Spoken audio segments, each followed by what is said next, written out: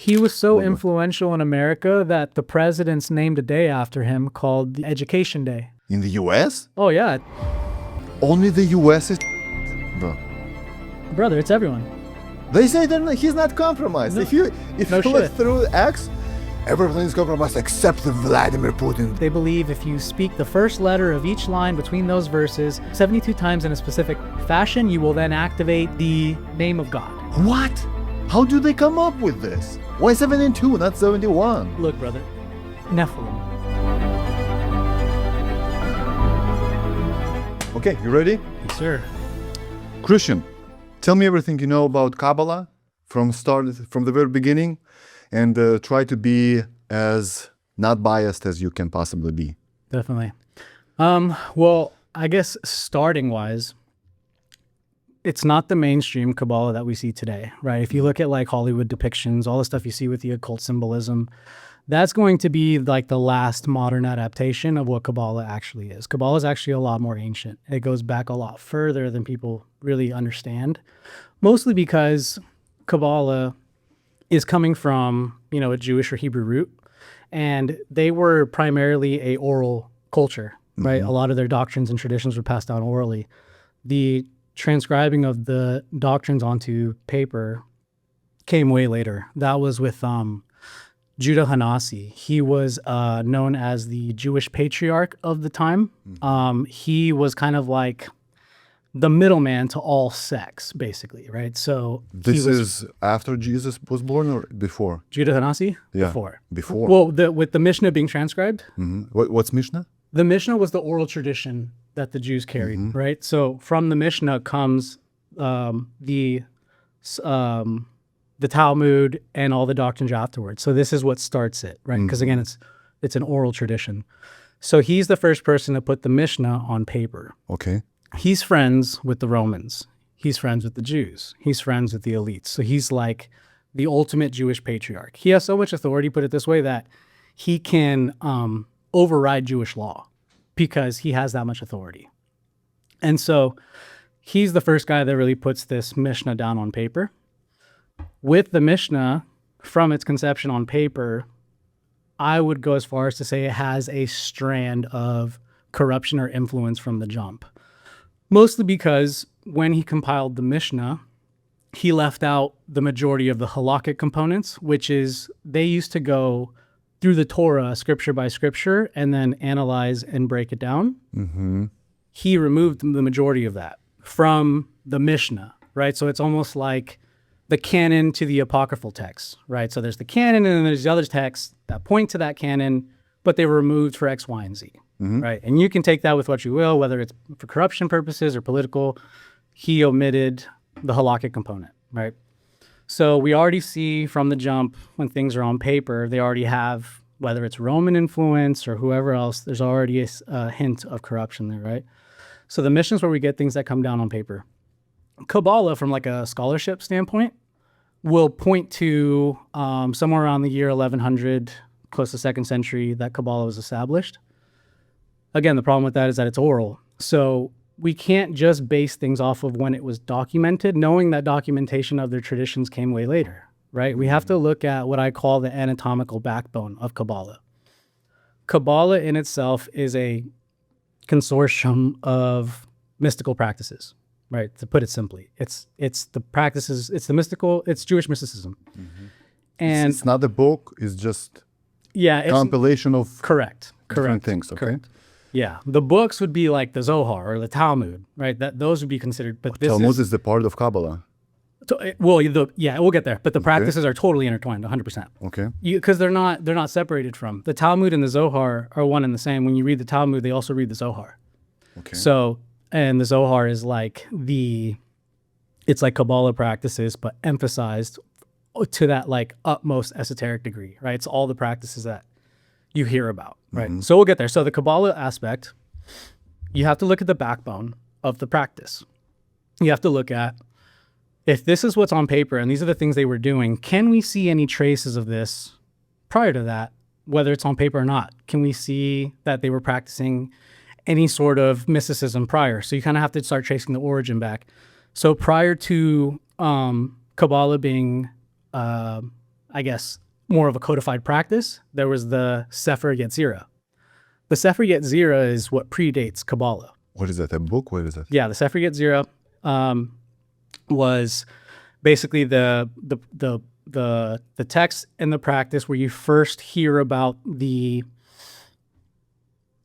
foundation of gematria, right? It acknowledges that there is that creation comes through, which is now gematria, but basically the words are doublespeak. So each letter has a numeric value to it. And so that we get that with the Sefer Yetzirah. There's also the Sefer HaRazim. These are both books that predate the term Kabbalah, because that's what's important. Kabbalah isn't like a text we can point to. It's like a combination of practices. And so these books have these remnants, or not remnants, but have parallels to what we eventually see when these practices were put on paper. All right, fellas, a few quick things before we start. First of all, this episode is 3 hours long, and I know we had a pretty low start, but I promise you, if you stick with us, let's say 30 to 45 minutes, and you will not be disappointed by this episode at all. And as usual, all the time codes, all the timestamps for your convenience are in the description below, so feel free to check those out and check the topics that you're mostly interested in. But I highly recommend you watching this episode from the start till the very beginning. Second of all, we covered a very complicated topic, Kabbalah and Talmud.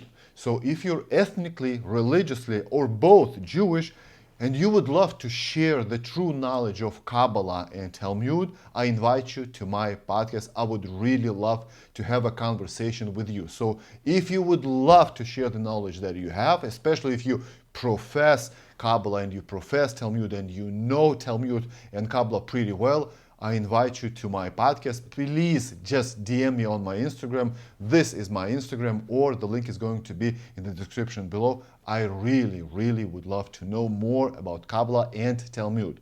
And the third thing before we start is, guys, this episode is made only because of you, because you, my supporters, buying me a coffee every single month. So guys, if you would love to support my show, because I don't have any sponsors, because I don't want to promote you any gambling, any alcohol, any crypto scams or other scams, that's why I don't do sponsorship. So your support is crucial to my channel and to my work. This is the QR code that you would love to scan and buy me a coffee if you enjoy my show. Also, there's going to be a link in the description below. Click the link, and if you enjoy my show and you would love to be a part of it and you would love to support my work, just buy me a coffee by scanning this QR code or clicking the link in the description below. Oh, and one more thing before we start. Guys, Christian Florez just started his YouTube channel and he just dropped an insane biblical documentary. So please find his channel's link in the description below. Click the link, subscribe to his channel, and watch that biblical documentary after you watch this episode. And now, without any further ado, let's get back to the podcast with the one and only Christian Florez. So in saying that, my point is it's a lot older than it's led on to be. In my opinion, Kabbalah is the root of all hidden secret society type truths. And we can say that because these secret societies openly have kabbalistic practices in their doctrines. Freemasonry is basically paying homage to Solomon and the temple, right? All the practices that you see in like Helena Blavatsky's Theosophical Society, Aleister Crowley, Eliphas Levi, they all include kabbalistic practices in their doctrines. Can you name a few? Of what? Practices. In Kabbalah? Yeah. Oh, there's tons, yeah. I mean, well, you can start with a more popular one, like the story of the golem, right? Okay. Are you familiar with the golem? Yeah, but I believe not not audience. Okay. Not Okay. the audience. So there is this tradition, fable, myth, whatever you want to call it, about this thing called the golem. And what that was is there's a story, I believe it's in the Talmud, of this man named Rava who brings life to this creature through the utterances of specific divine emanations. In other words, a ritual or invocation of sorts, right? So out of clay, he creates this being. this being is like a soulless being. It doesn't respond. It doesn't react. It's just kind of there and existent. And he activates it by inscribing the name of God through gematria onto the forehead. So when they do that, it activates. Okay. What century that was? 16, 17? Well, you'll come across a golem narrative a lot through multiple centuries. The popular one, I believe, was in the 1500s, where it was portrayed as this protector of the Jews during their persecution. That's the big popular one. In Europe, I want to say that was Austria. There were pogroms, right? I don't know exactly the region, but that's kind of like the big tale of the golem. But we see it before and we see it after. Okay, let me ask you then. Do you believe this? Do you believe this story? Do you believe this is real? Yes. How come we don't have any golems right now in 2026? For one, I don't know about what's going on now, but I would say the reason why I believe that this is a real thing, whether we're talking about the golem or just the practices in themselves, there's an inversion that we see constantly within the Judaic faith, right? Cameron gave you 6 hours of examples of those inversions, right? Where we see the canonical scriptures, and then we see, the extensive writings like the Clementine literature and whatnot that paint a different narrative. And so so with this, it's like we know that these practices are performed by people who took the stuff seriously and very devoutly. At the end of the day, you're never going to come to that like 100%. I can verify this, because it's the same thing with your faith. Like at the end of the day, you can't prove physically God's real, but you can build a case, right? You have your own testimony of it. You have your perspective on it. Yeah, but that's because God is outside of our realm, and Golem was on this planet. But the golem isn't walking and killing the ones that prosecuted and persecuted the Jews. Correct. But the golem isn't the point. It's how the golem was created. That's what I say. So when you ask if I believe in this stuff, I believe in the spiritual nature of the practices, in the sense that I think they do exist. I think thousands of years of practices to such a specific degree, to the point where Freemasonry today is a depiction of these practices, that something's happening there to these people that are doing this stuff. In my opinion, I think there's genuinely an outcome to these practices done. You could go on about personal testimony, my experiences with the demonic and whatnot, but I'm firmly rooted in the spiritual nature exists. And if we can establish that the spiritual nature exists, for me, I believe duality exists. And we can see that in the inversion narratives with Yeshua, right? In the canon. And so if we see inversions nonstop, and we'll get into this later too with the Kabbalistic texts, we'll see countless inversions. If I believe that the spiritual nature is true, and I believe in duality, and I believe that Yeshua is this, and I believe in the spiritual practices of Yeshua and the Nazarenes and the Essenes and whatnot, then I have to believe that there's an opposing force to it, right? And so that's all I mean by, do I believe in this stuff? I believe it exists. How much of it is true, I don't know, but do I think there is this origin that does have divine power that was used by an opposing force? 100%. Okay, so in regards to, let's say, whether I believe in Freemasonry and what they're doing is scripted or not, and whether they do some kind of rituals or not. So every major event has this very interesting coincidence, one or two or even multiple coincidences. 1333, you see it everywhere. A couple of days ago, Lindsey Graham was buried, right? And the funeral ceremony, Trump stood up and said he was a great man, and he served our government for how many years? 33. He didn't say for 30 years or more than 30 years, for 30 plus years. He said specifically 33 years. And you can see those 33s everywhere. And I've covered this multiple times. So this thing, I'm pretty skeptical, but these things I can, let's say, see and touch. 1333s, all those coincidences, right? But when we're speaking of a creature that probably maybe centuries ago was invoked to protect the Jews from the people that were prosecuting and persecuting them, I don't know whether I believe that or not, because if they did this 500 years ago, why don't they do it right now, right? Sure. And maybe that's because they know that with all the technology, with all the cell phones and cameras, we could picture that. Maybe that's why they're not doing this, but That's only my. I mean, that makes sense. opinion. It totally makes sense. And it's a good point. I think I would just point back to, it comes down to the personal belief and conviction, right? So I said that I believe in the spiritual nature of things. I also believe in the Enochic language, right? Enoch and that whole cosmology and soteriology, because Jesus did. So they were operating off of the framework of that. And so that comes with the fallen angels and the Nephilim and that whole narrative, which I think you can see with your own eyes the remnants of that narrative in today's culture.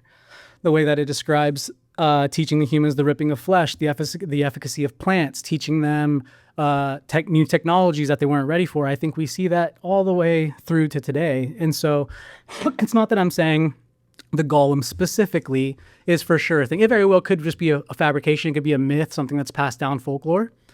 But the practices used behind it are as old as time. And that's what I'm saying is like that fabric, whatever they're pulling on to create this golem, because it's not just used for the golem, right? The majority of these practices are invocations through gematria. They're rituals that are, I would call them the technology. Kabbalah is a technology. Okay. Because you have to do X, Y, and Z to activate things, right? So if you speak this word in this numerical order this many times, this will activate this. That's a technology, right? Where do we see technology? Nephilim. So for me, it's almost just follow the thread. Where do we see the parallels that we can pull on where it's like that looks very much like this? Is there a connection there? And so that's what I did with Kabbalah. It was like you start, like everyone, at the top of the pyramid with Freemasonry, the Scottish Rite, the elites, Skull and Bones, 322. Then you realize that's Snicklefritz, right? That's the watered down, that's the stepped on version that originates from a genuine, pure practice in where it came from. And so they're taking from this because it had, to them, it's genuine. To them, it works. To them, it does something. This is why they're all using it, right? So that would be like, that would be my position on that. Because I would get how a skeptic would say, like, why don't they do that now? You could say that almost anything, right? Why is Yeshua not come back? Why is, the Garden of Eden not come back? I mean, there's so many, hypotheticals you could throw out there. I would say not yet. It's not the right time. Correct. So can you name me a couple of more practices? Golem, what else? Golem was like the common practice. But yeah, I would say there's, here's an example. This one's, so if you try to use AI for this, it's probably going to give you a lot of pushback. So if you try to look up, let's do it. Look up the Pulsa, P-U-L-S-A. Pulsa. Denura, D-E-N-U-R-A. The Pulsa Denura. So basically what this is a invocation or a ritual in which these rabbis who are hand-selected and purified can invoke like the power of their heavens or whatever to smite someone, to kill them. It's a death sentence. Okay. You probably mean Pulsa Denura. Denira, it literally means roughly lashes of fire or fiery blows. The phrase appears in the Babylonian Talmud and later in Zohar, where it refers to a form of heavenly punishment. What makes it famous today is something different. Pulsa Denura is described as kabbalistic death curse ceremony. In the purported ritual, participants ask for divine judgment against a person and invoke destructive angels with the belief that heavenly mercy, forgiveness will be withheld and biblical curses will fall upon that person. Interesting, they mention kabbalistic and biblical curse. Yep.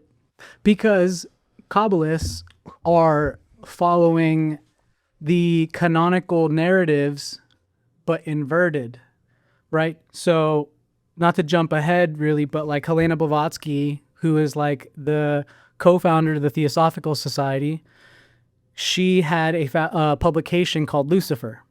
And she, when interviewed about it, she called it Lucifer because I'm sure you know it translates the bringer of light, right? He's the morning sun. Mm-hmm. And so in this Kabbalistic practice, Lucifer is Jesus. It's an inversion. That's who they're looking at, right? Same with Freemasonry, same with the Hermetic Order. It's a complete inversion of the biblical narrative. We see this even in their own writings, like in the Zohar and the Talmud, when it talks about the Samael. So they get Samael in their narrative is the twin brother of Satan. So he rules the underrealm alongside his consort or spouse, Lilith, which I'm sure you're familiar with Lilith. That's his girl. That's his ride or die. And Samael is accredited with riding the serpent to tempt Eve. So he was manipulating the serpent to tempt Eve. And so for them, and Sabbatai Zevi really put this on paper as well, but for them, it's the way to purify sin or salvation is almost an inversion of the doctrine. So they believe that through sin, you're purified. Sabbatai really inverted this. He did some weird stuff. He married a Talmud, like the physical book. He dressed a fish up as a woman because there's theological frameworks for this. The reason why is because with the fish thing, they believe the pure ones or the holy ones who die, because remember, if we're going to refer to the inversion, and Yeshua and the Nazarenes are anti-sacrifice, they're going to be pro. Mm-hmm. So for them, the holy ones who die because of the sacrificial cult, when they come back, for some reason they can't slaughter a fish. So the fish is like the reincarnation of the Holy One. And so they don't slaughter this fish because they're this reincarnation of it. It's the only animal that's safe from the ripping of flesh. How do they come up with this? How do they? They smoke something, they take drugs? I think even just like the scriptures, I think they all have a very thin thread of truth. And truth is usually a lot simpler than the opposing narrative. I feel like when you have to lie or add things to it, the narrative's going to have to be a lot more long-winded. So the truth is going to be very narrow. It's going to be smaller, right? Again, I think Cam talked about this, but the Hebrew Gospel of Matthew or the book of the Hebrews, it was a lot smaller of a text. So in saying that, I think what happens is these people, whether it's for corruption purposes or some people truly believe it, they start posing their own ideas and interpretations on this fabric of truth, right? Just like the Talmud and the Zohar and Kabbalah, it's evolved over time with different interpretations and different leaders of it, and they disagree on it, right? So many people disagree on whatnot. What they don't disagree with is this fabric of creation, which is Ein Sof, right? Ein Sof is like the Godhead to them, and I'm sure you've seen the Tree of Life, the Kabbalah Tree of Life, if you pull that up. That Kabbalistic Tree of Life makes up all the divine properties of God. They're known as, it's the Sephiro, the 10 emanations. Mm-hmm. Okay, so you see, these are the 10 emanations that make up the physical structure of God, right? And each one plays its own role in the reparation of the cosmos, because Christians believe in the salvation and the oneness and unity with God. Yes. For them, salvation isn't this unity with God, it's a cosmic repair. It's like a functionality. It's like a system in which they believe once it's completed, this is where the heavens open up, basically, right? So they believe the cosmos are basically just damaged, and all of these things that they do are altering existence to move towards that ultimate final goal. They believe that these emanations of the Tree of Life are currently being manipulated through the practices that they do. They're ushering these divine emanations into the world through these practices. So that right there, that's the framework. That's what I was saying, where the Sefer Yetzirah and the Sefer HaRazim really start to build the framework of this before you get to, because Kabbalah goes it goes from 0 to 100 super fast. They talk about just the letters and the numbers and kind of the pre-gematria language. When you get to the Zohar, that is where it's it gives you full breakdowns of these incantations. It tells you exactly what to do. I can't remember the guy's name, but there's Aleister Crowley's secretary. Not to jump around, but it's related. Aleister Crowley's secretary, what's his name? Look up his name. He was basically I don't know if they attribute him with the founding of the Hermetic Order of the Golden Dawn, but he was the one that exposed Rigardi. There you go. So he was Crowley's secretary. They had a falling out, and Rigardi ended up writing his own understanding and breakdowns of these incantations of the order. The stuff that they solemnly vow not to expose, he did that in his text, and Crowley actually, I think he's documented acknowledging that. Basically, he was called a traitor by all these people at the time that were known to be in these occultic circles. And so the exposing of this stuff doesn't come out until later. Prior, it was kept secret. It wasn't supposed to be passed down. So much so that the letters were encoded. The wording was encoded in these practices, right? The way that they spoke it, to where the only way you would be able to understand it is if it was passed down through succession, right? Just like apostolic succession, they have their own apostolic succession where the sages who have been purified and who have done X, Y, and Z long enough and have reached that state of being able to accept this truth, those people, that's how they would pass it on. That's with Zohar. This Kabbalah in general, the teachings, the teachings that were, because it's so extensive. If you like the Talmud in itself, the reason why people don't read the Talmud is because it's an insane amount of volumes. Who's going to have the time to read? The Talmud is in one. And there are two Talmuds, right? The Babylonian one? They only use one now, the Babylonian Talmud. How thick it is? It's huge. It's absolutely massive. How many? Because it's been added to over time for centuries. You better say how many volumes. 62 tractates. So that's the doctrine. That's like that's what it is. So like 5,000 pages. Yeah. Okay. Like if you look up an image, you'll see just pictures of volumes. It's not just something you can just read overnight. There's no way in hell. It'll take you longer to read that than the Bible. Okay. And it's in many languages nowadays? So it can be transcribed. But the Babylonian Talmud is the one that won out. So there were two originally, the Jerusalem Talmud and the Babylonian Talmud, also known as the Palestine Talmud, the Palestinian Talmud, or Jerusalem, either or. The Palestinian Talmud was composed by one man, okay?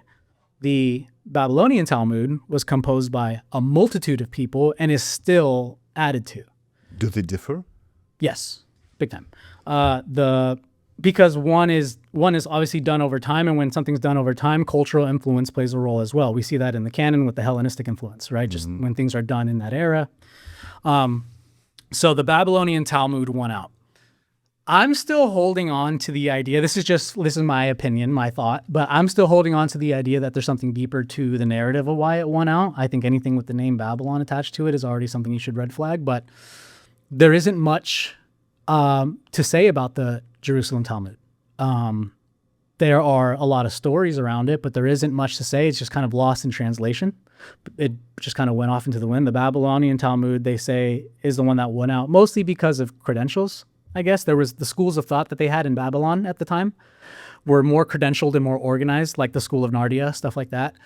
But I don't buy, when it comes to this type of stuff, when it comes to religious texts, and to know that it's weaponized, I don't buy that it just won out because it was more credible. That's just odd to me. But anyways, there's two Talmuds. It was more beneficial to a certain group of people. Totally. And again, when I go to Judah Hanasi with the Roman influence, I think it's prevalent, right? So do we know what Jerusalem or Palestinian Talmud taught? I know that there are fragments of it. There are other rabbis who have done dissertations on it. There's scholars who talk about it, but in general, it's scant in comparison to the Babylonian Talmud. Babylonian Talmud won out 100%. And that became the core one that is used. Talmud is an oral Torah, is that correct? What was that? Talmud is oral Torah, because there was Torah that's written Correct. in the Bible. Correct. And there is an oral Torah. Yeah, and you see this theme over and over again, right? It's with the transcription of doctrines onto paper where the threads of corruption always kind of start in the narrative, right? The Nazarenes claim to follow the Torah, but they also claim to follow a different Torah because they believe that the Torah was corrupted upon the transcription with Moses. So it's the same thing here in that sense, right, with the Talmud. once these oral traditions, correct, once these oral traditions are put down on paper, that's where you kind of see the first conversations of like, there's clear, something happened here, you know, when it was like codified.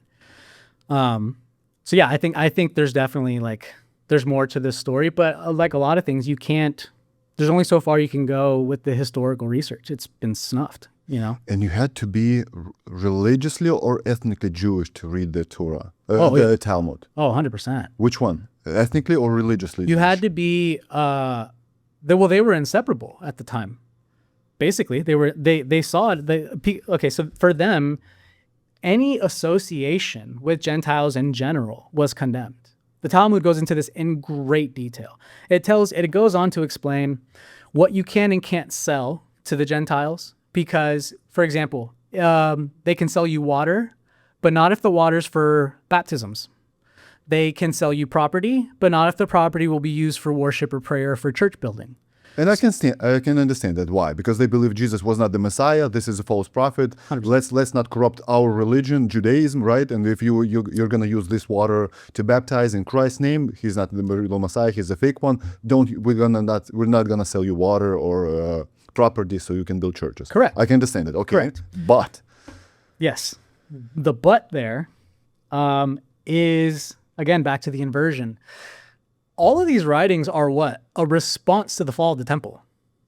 Second Temple Judaism. mm-hmm. In the doctrine, it says that the Shekinah, which is the divine feminine of the Sephiro, of the body that makes up the God, the divine feminine is tormented and mourning the fall of the temple. Okay? So if the way that the God that they depict is made up of these 10 emanations, and one of those is the divine feminine, which I would argue is probably one of the most relevant or important parts of the tree of life.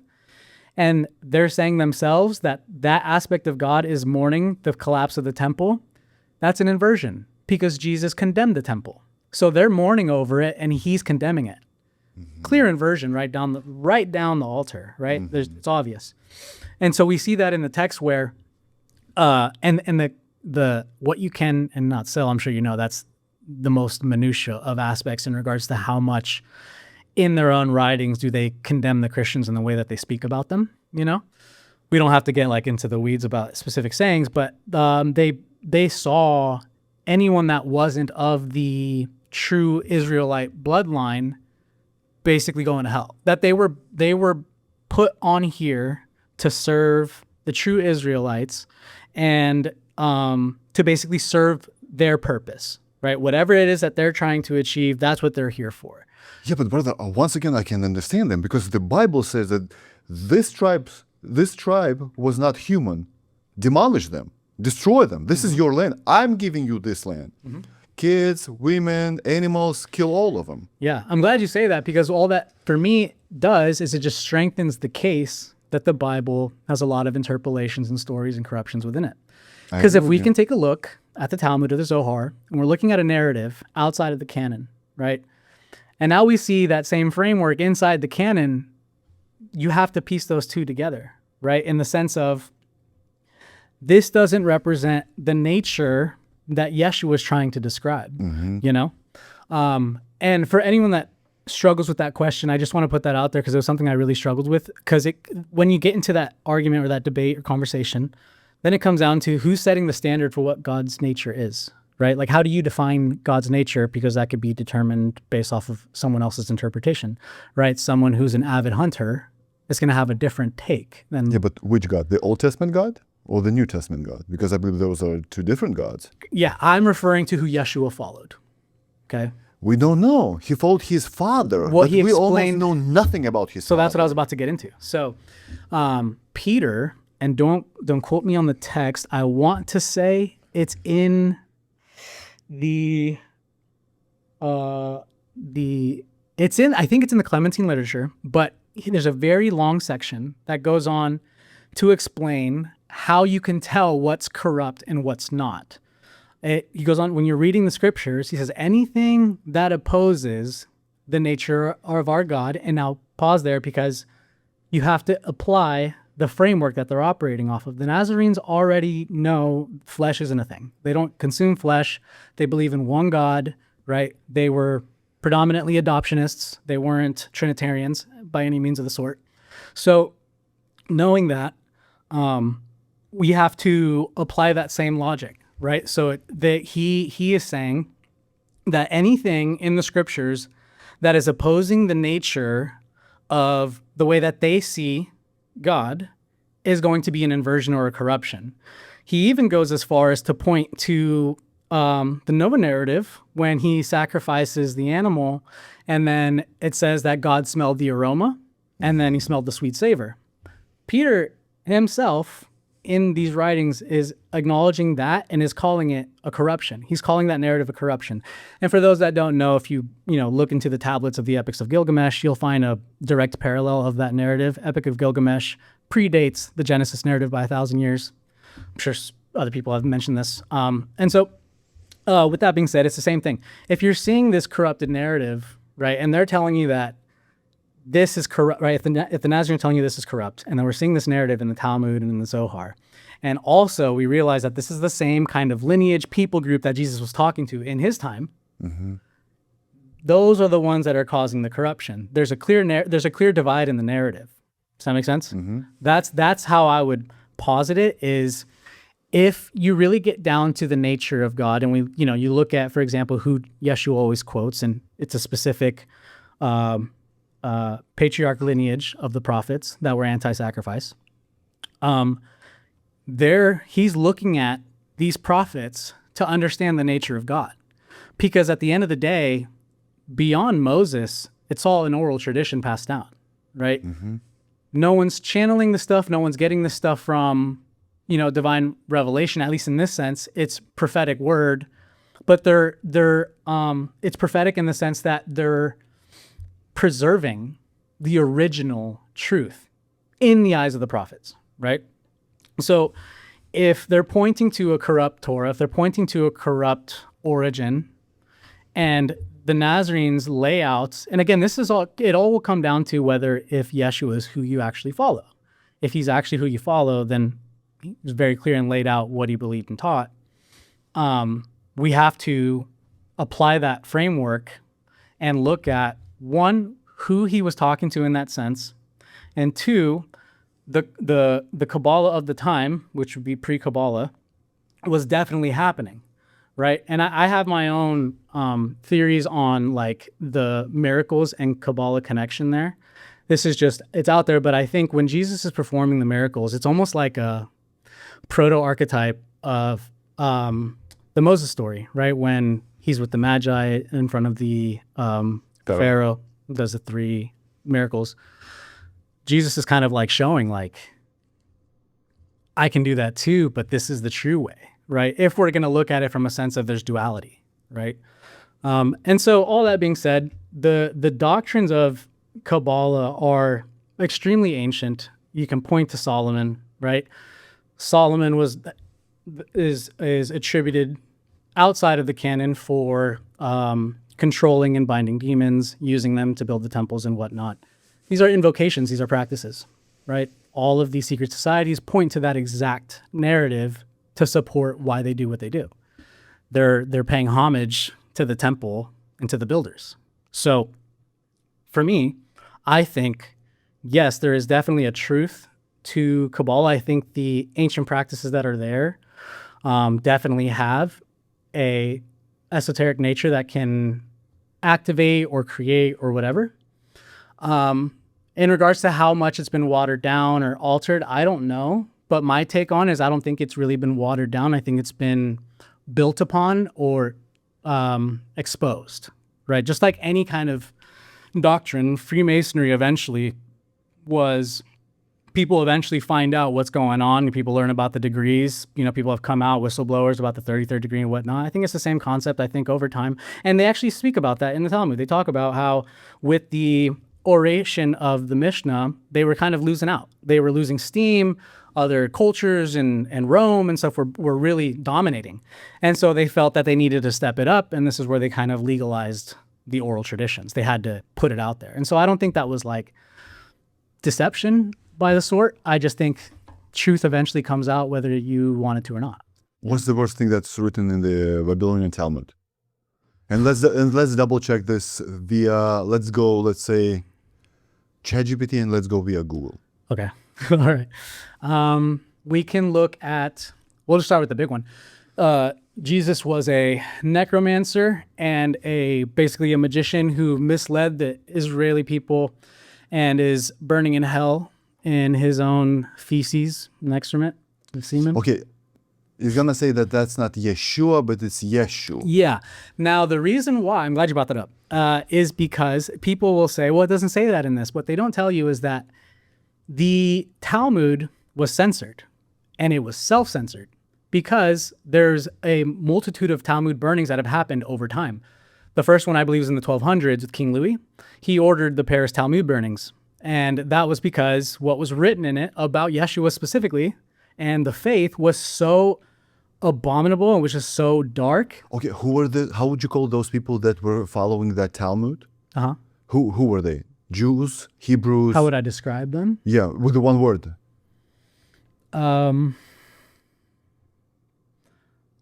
Infiltrators. What were they doing in France in the first place in the 12th to 13th century then? Well, the Jewish people have always been, they're diaspora. So they once they get persecuted and ran out of an area, they just go to another area. We see that with the Assyrian exile, the Babylonian, multiple exiles have happened. So they're diaspora. They're known for that. That's why now you have the European Jews, Polish Jews. You have, there's a Jewish sect in almost every culture because they've traveled and they're basically gypsies. They've gone from region to region, mostly because they've been kicked out of a lot of places. But they're a diaspora, and so that's how they. So they were going into, let's say, France, Spain, or any other country of that century, and they were infiltrating into the government? Or they were trying... Infiltrating is a hard word. I was referring to infiltrating in the sense of, when you say, who are these people? And I say infiltrators, I would say infiltrators of the faith. My friend David, on YouTube, he's David the Nazarene.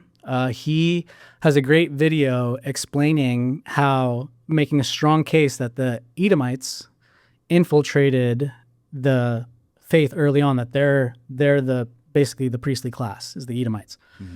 It's a deep dive, but that's why I said infiltrators, is that these people who are masquerading to be this holy Jewish group or Hebrew group are not. Okay, but let's say they were living in France in the 13th century and they were trying just to practice their own religion. That was the problem? Or they were trying to turn any other people into their religion? Yeah, it doesn't get any more specific, at least in the scholarship, in the sense that we know that it was primarily because of what was written in the Talmuds. That's even what, at the time, that culture noted. It was because of the abominations that are written in the Talmud.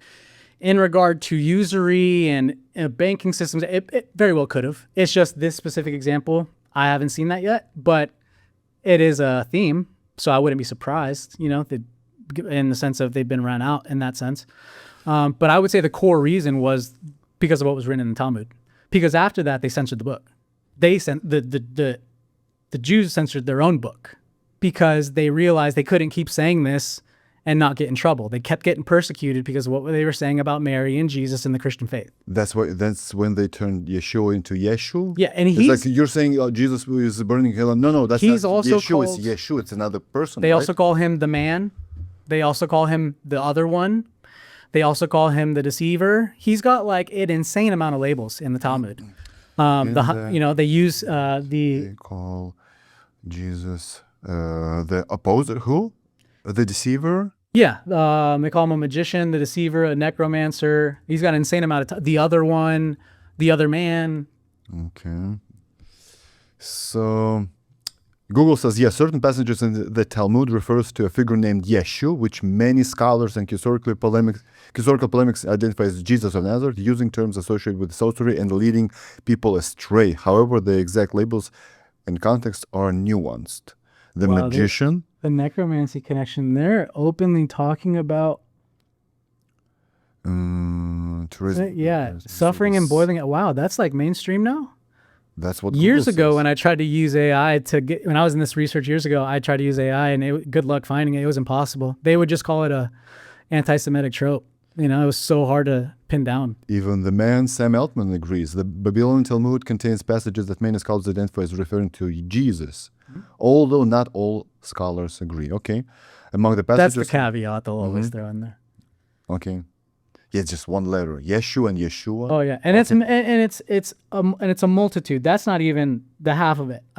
If you type in, is he also called the other one? Is he called the other man? How many times they reference the Hanotzri, right? It's Yeshua Hanotzri. That's his name. So they're just referring to him in a multitude of different ways because they know actually invoking his name causes an uprise to the opposing faiths. Because it's so extreme too, you know? A passage in the Babylonian Talmud describes a necromancer who summons the spirit of a sinner named Yeshua. His punishment in the afterlife is boiling in hot excrement. Yeah, so this is their obfuscation. This is what they do now. So all they did was, now because it's Yeshu, It's not Jesus. I'm assuming now that's why they're able to put this on Google. Because it's Don't not worry, Jesus, they're it's talking not about another Jesus. guy. It's It's not not Jesus, Yeshu. it's Jesu. It's yeah, Jesu. exactly. It's just Okay. it's an obfuscation. They do this all the time. Okay, what are the bad things? Yeah, in the listen Talmud? to the way that they describe Mary. Mary was a prostitute. She was just whored out to the apostles. Of Jesus was a prostitute. And they changed her name too. She's got a multitude of names. They believe that she ran out on Joseph and was sleeping around. And so and Jesus is the product of that. No, Mary, the mother of Jesus, was not a prostitute. And who was? The myth of Mary Magdalene. You have to Mary in the Talmud. In the Talmud. Excuse me. There are Talmudic passages that have been interpreted by some and insulting Mary, the mother of Jesus, but whether they actually refer to her is disputed among scholars. In Shabbat, a woman named Miriam, Yeah. Mary, it's like Jesus and Yeshua, is associated with Ben Stada Ben Pandera, and the text includes statements that she committed adultery or was unfaithful to her husband. Medieval and modern critics have taken this to mean the Talmud portrays Mary, the mother of Jesus, as an adulteress or prostitute. Yeah, but you can be an adulterer and not be a prostitute, right? You can sleep around with people and not being paid for it. Well, it could be just an etymological translation thing, but I think it's also the way that they're using the word prostitute. You know, it could have had an alternative meaning. I don't think maybe there was a financial exchange. It's not clear, but they are clear about her whoring herself around to the apostles. Okay. And that she was that Jesus and that Yeshua was the product of that whoring. Honestly, I don't care. I don't worship Mary. She was just a woman that gave birth to Jesus. Jesus is whatever. Yeah, I mean, I don't. Neither do I. I do think. I think that the true narrative of Mary is a powerful one. I think, in general, I think the family of Yeshua was really removed from the history books. I think the way that Mary is portrayed is a way to remove the attention around the true narrative around her, right? She's portrayed as this Virgin Mary who never had sex, God impregnated her, and then Yeshua came out. But the earliest Christians, didn't believe that. At least in Yeshua's time, for them, she gave birth to a son and there were siblings. James Tabor goes into this extensively, that there's a lot of evidence that there was 4 brothers and 2 sisters. Yeah, but even Jesus didn't care about Mary, because when he was asked,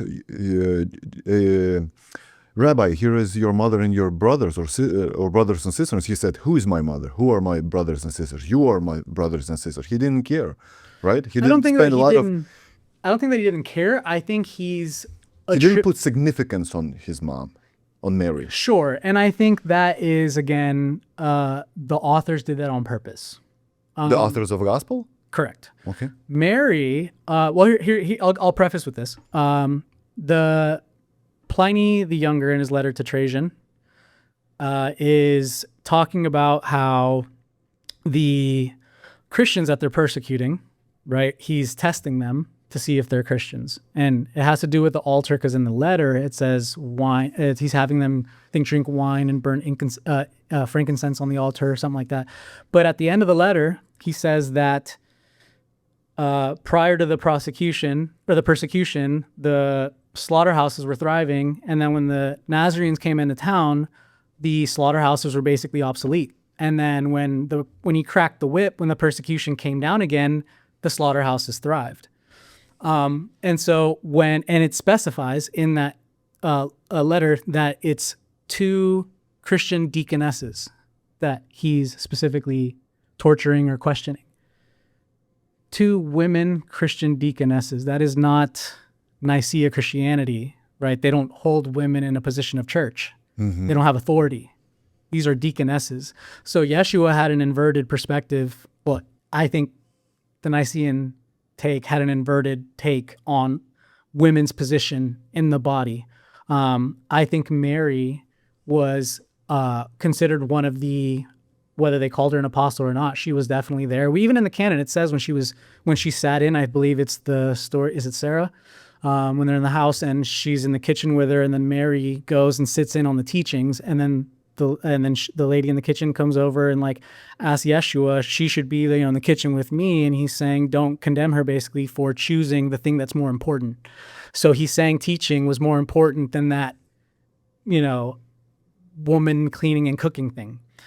Mary held a specific, and it also says that the women helped financially. So James Tabor talks about how the women were probably like the logistical geniuses of the movement. And you have a wife, I have a wife. She's helping you set this up. My wife helps me run my business. So it's one of those things where it makes sense. Like they operate in a way that just holds the glue together, because the men of this time were doing what? The hard preaching, the going out, right? So they're doing all the back end stuff. He goes into this in detail. And so I think the Gospels really remove who Mary truly was. And I think the family of Yeshua in general, look at the way that they scantly talk about James, Yeshua's brother, James the Just. He has a whole story and narrative and background that isn't talked about in the Gospels. And we only see that in the patristics, in the writings of the church fathers, when then he's described as being holy from his mother's womb, never having drank wine nor eaten flesh, And so these are big things that I'm like, and Eisenman, who is basically the reason we have the Dead Sea Scrolls to study, says that whatever James was, Jesus was. And so in that sense, we don't ever get this depiction of the family, and we know that the Jewish hierarchy is a pass down of lineage, not just pass down of a random person. They're primarily going to pass it down. And in the patristics, we see that lineage, it's Jesus and then Yeshua, it's Yeshua and then James, and then I believe Simeon comes after. And so we see this family. Simeon was the cousin of Yeshua. And so if we know that that's how they passed down succession, the canon doesn't touch this at all. So it's just, there is so much narrative outside the Gospels that isn't being portrayed in the Gospels that would change your perspective on things. Okay, would your perspective change if historians would agree and prove you that Mary, the mother of Jesus, was a prostitute, let's say? Would I accept it? Yeah, no, would it change something for you? If she was a prostitute? Yeah. Not soteriologically, no. Right. I think, it would be unfortunate, but it's also, right. I think it just points more, if anything, to the fact that the earliest movement was more human than people understand. It's not this Greek mythological depiction of what was going on. I think these were real people who understood a real truth and were teaching you that we are not connected from the source, from God, that we all have the same access that Yeshua has, and it's through these practices, through this form of soteriology, that you can access that truth. I think that was the message. I think that was the good news. He's showing you that there is this way. And it doesn't matter who his mother was. Does it matter is strong words. I think she definitely played a huge role in the movement.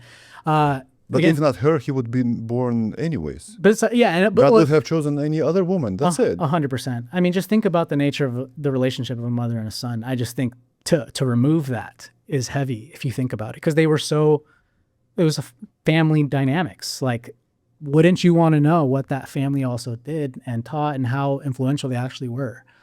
I think those are things that, like, some people would say it's not that important. She lost him. He was teaching in the temple.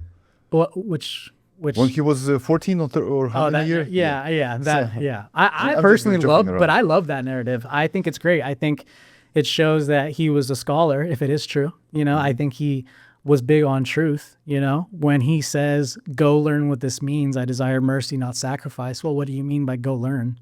Go study. There's something you missed. You know, and so it wouldn't affect my position on how I feel about this kind of core doctrine of the Nazarenes, in the sense that I would still be anti-sacrifice and anti-flesh. I would still believe in one God, not the Trinity. I would still nothing would really change. I still would believe that Jesus was begotten at the baptism, not eternally begotten. I don't think any of those things change with Mary at all. I don't think it changes with anything. I think they just add more contextual evidence, right? James is just the strongest evidence for this support for Yeshua not having eaten flesh. That's why those things are important. But in the sense of it affecting it, it wouldn't change my mind either way. This is just what the history shows at the moment in scholarship. But I'm open to the change, right? I'm going to follow the truth wherever that leads. And I want to make sure that people understand this. This isn't like a rebuke or like I'm trying to take down these faiths.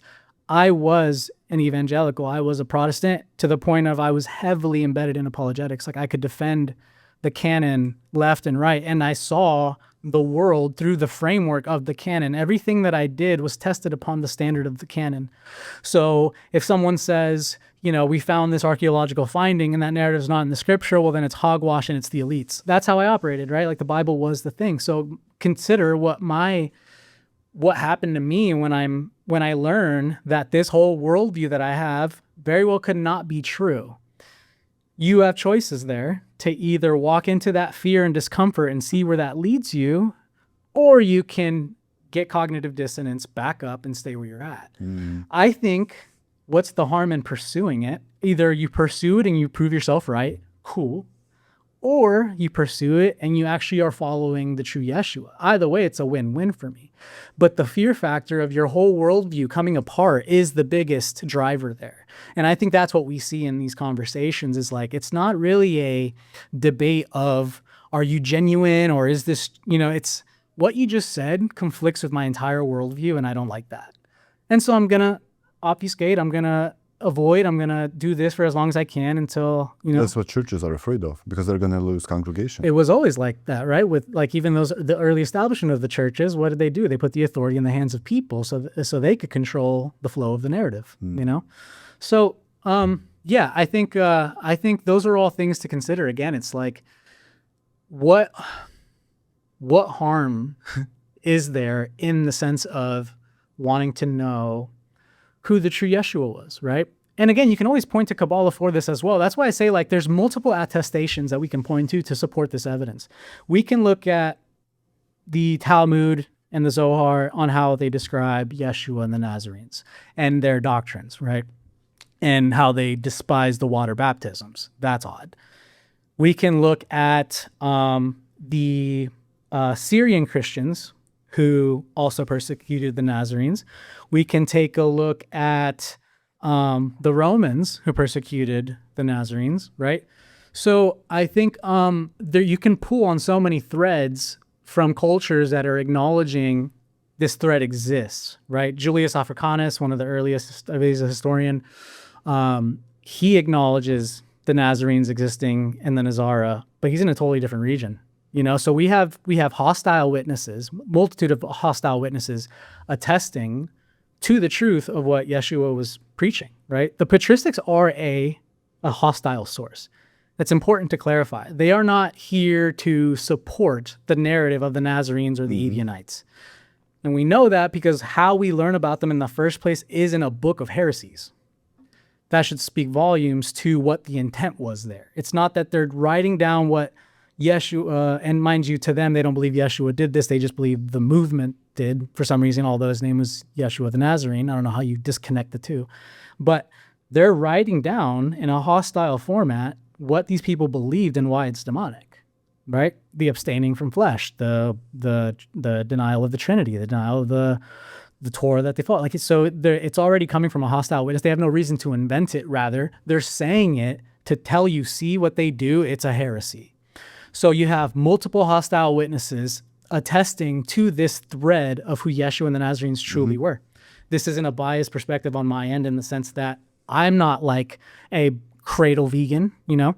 I've been plant-based for about 13 years now, barring I did have some seasons where I fell off the wagon, mostly because when I first did it, it was for like health reasons. I was just pursuing it for what I saw in the literature. You know, I started to study the China study. It's the biggest study ever done between the relation of humans and food.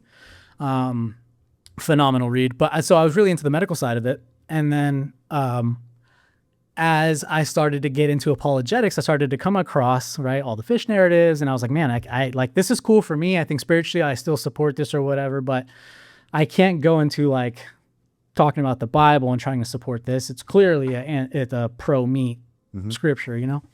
And I, as I got complacent and I didn't really have like the anchor that kept me rooted anymore. I just kind of like, oh, well, it's not a big deal if I'm like doing it in moderation and 80% here and whatever, you know? So it wasn't until I came across this, you know, my Cam is a good friend of mine, go way back 10 years probably now. And, he basically showed me proofs to everything. It was one of those things where it was like, and I debated him for about a month prior to afterwards. So it's not like I didn't fight this stuff. It went against, and I'm Hispanic. Every meal was full of meat. So it's not like I'm this, you know, guy who's just biased and he's this weird vegan who is pushing an agenda. What's my agenda here? I went back to being plant-based because of what I studied. It wasn't that I have an agenda to push, right? The narrative is go look for yourself. And in my opinion, it's really hard to look at the proofs that we're providing and not come to the same conclusion, right? The writings of Clement are attested as the oldest Jewish writings outside of the canon. Scholars believe that it ran concurrent with it or predates it. Eisenman says that the writings, the homilies of Peter and the literature of Clement is more credible in comparison to the book of Acts in the sense that they're pulling from the same source. But the literature of Clement goes into a lot more historical detail that we can look at. And so again, it's like, I'm really coming down, it's really about, we've built this whole worldview and life and culture and lens that we operate from. Don't you want to know if that framework has been altered at any point? My friend Chris said something so simple but true. He's like, if you bring it down to a basic level, every human can point to some form of corruption in their life in one form or another, right? You can look at work, or you could look at someone you know that cheats, you know, as a lawyer or a banker, whatever. Now, amplify that up to the elites, the people who run everything. To believe that the book in which controls the majority of humanity, right, that we base our timelines off of, that we base the origins of existence off of, to think they didn't see that. They wouldn't lay their fingers on it? Yeah, no, it's like, it really is. I appreciate the sentiment because we were all there. I was there, you know, an infallible doctrine. God put this coating on this book, even regardless of the translations and the billions of them all out there. It's infallible. There's no way, because God would never allow his elect to be deceived. Yeah, it's just like, and so I understand, I get where you're coming from, but like, I'm here to tell you that like I walked that path for a long time, and I came out to this other side of it, looking back and saying, how did I miss that? You know, I started to fill the gaps, and it just started to make sense. And I think you see that a lot in scholarship. People think that these scholars that are kind of leading in textual criticism and whatnot are just like these angry, bitter people, but you have to understand they have dedicated their whole lives to studying the text in front of them. And when you do that over time, you get so far removed from spiritual practices and spiritual natures, because you start realizing how much is a lie. You know, when you study the text for yourself and you see the parallels, if you get yourself out of the sphere of evangelicalism and go to those who are actually looking at the text from a non-biased position, these people start seeing where things have been fabricated, things have been interpolated, where there's textual variance, where this predates that and this doesn't make sense. And in doing so, do that for 20, 30 years, you start kind of resenting what you once believed, you know, because you're so hardened by what you've learned. And so that is a discouraging take unless you truly believe in Yeshua. That is like the good news, is that through all this, through all the corruption and through all of what we see that has happened, somehow God has orchestrated his truth to still survive. I mean, we're talking about the Talmud burnings, thousands of books being burned, you know, the canon and how many Bibles have been printed, and through all of the hands that have touched the scriptures, we can still point to the scriptures to support our case, right? Let's get back to the Talmud. What are the worst things that Talmud says? There's something with raping Gentiles. Does Talmud say that? Of having sex with the Gentiles? Yeah, there's a multitude of those. You can point to, we can start with the hymen of the young girl. And punish that child, something like this. Okay, Google AI does not answer the question, it just gives us. There's a common claim online, but it's misleading as stating. The claim usually refers when the Talmud discusses the legal age at which certain sexual acts incur criminal liability under Jewish law. The passage includes statements as, a girl under the age of 3 years and 1 day is treated differently in certain legal discussions because ancient rabbinic law assumed that physical signs of intercourse at that age would not have lasting legal consequences. A boy under the age of 9 years and 1 day is discussed in relation to whether he can incur certain legal consequences as an actor in prohibited sexual acts. These passages are not permissions to have sex with children, rather they're part of highly technical legal discussions about liabilities. But it's like, okay, so these passages are not permissions to have sex with children. But in the same breath, it's okay to have sex with a 3-year-old because the hymen regenerates. So it's not okay, but this is why it is okay. Babylonian Talmud gives a permission to have a sex with 3-year-old. And let's do the same with Google. No, the Babylonian Talmud does not give permission. The confusion comes from the passages where the rabbis discuss the legal significance of the age 3 years and 1 day. They are part of technical legal analysis addressing questions such as. Yeah, and so the issue with some of these passages, what happens is you kind of have to find the passages for yourself and then give AI the actual passage to press on it, you know? Because you can find a lot of this stuff if you just go to Sefaria.org. It has their writings in there. For the most part, a lot of them are in there, and you can see the direct translations. A lot of them are removed, but there's still countless writings on Sefaria.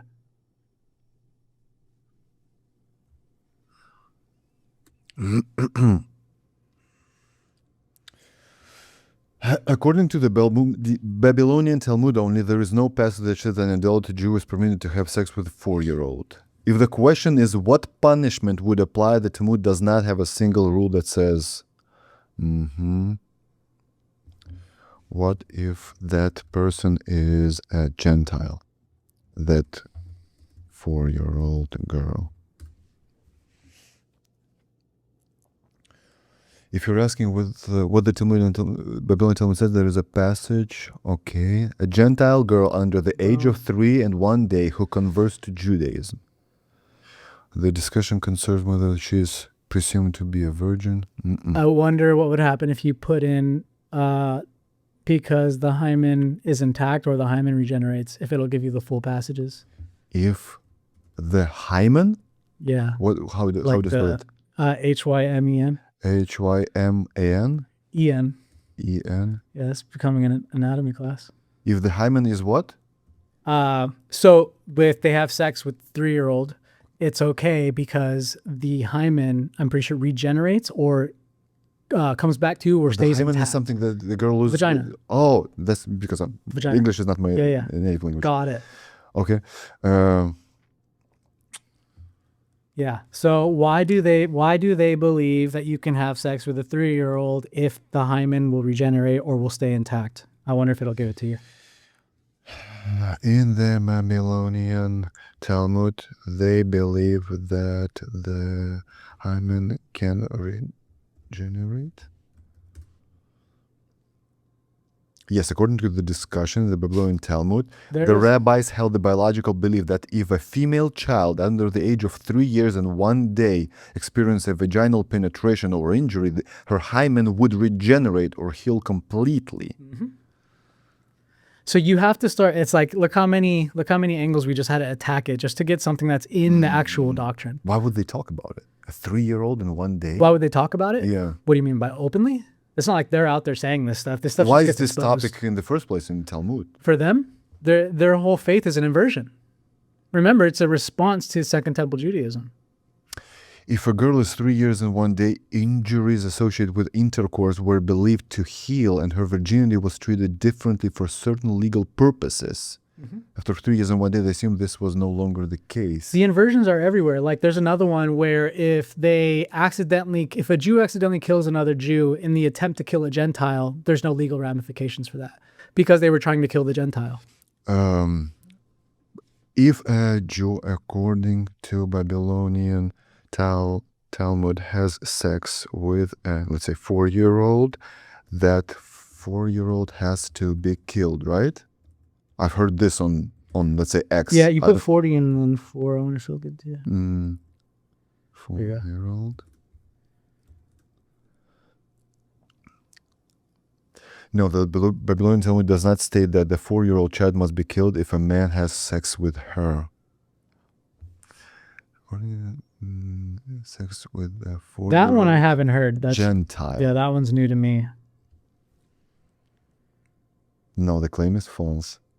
But is it referring to any of it? This rumor says from the source of reading. Click on these. Click on the Zarathustra. Yeah. There's Safaria. Ironically, there you go. That's a lot to read, buddy. That's what I'm saying. Is like it's impossible to. If someone wants to know about all this stuff specifically, there is a book you can get. It's called The Talmud Unmasked. It's on Amazon. Okay.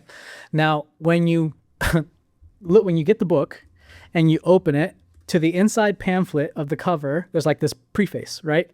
And the preface goes on to basically say everything in this book is fake. It's all false. It's anti-Semitic tropes. And when you get into the truth behind Pranitis, he researched the Talmud and the Zohar and all that extensively to the point where he was put on trial in court.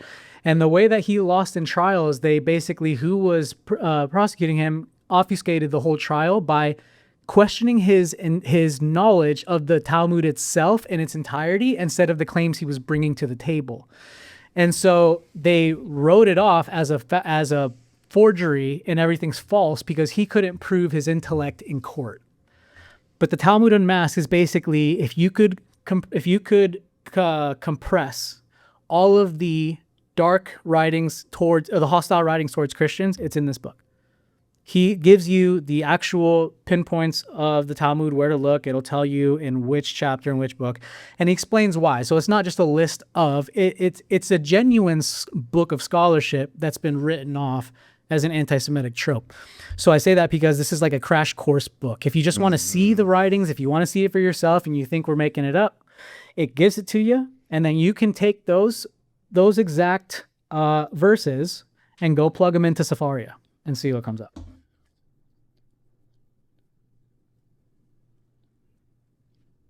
Because I've seen so many things on X, on Twitter. It's extensive, brother. Yeah, and I believe a lot of them might be true, but a lot of them might be just made up. Oh, there's definitely, dude, the conspiracy world right now. And I say that lightly because I'm a conspiracy nut.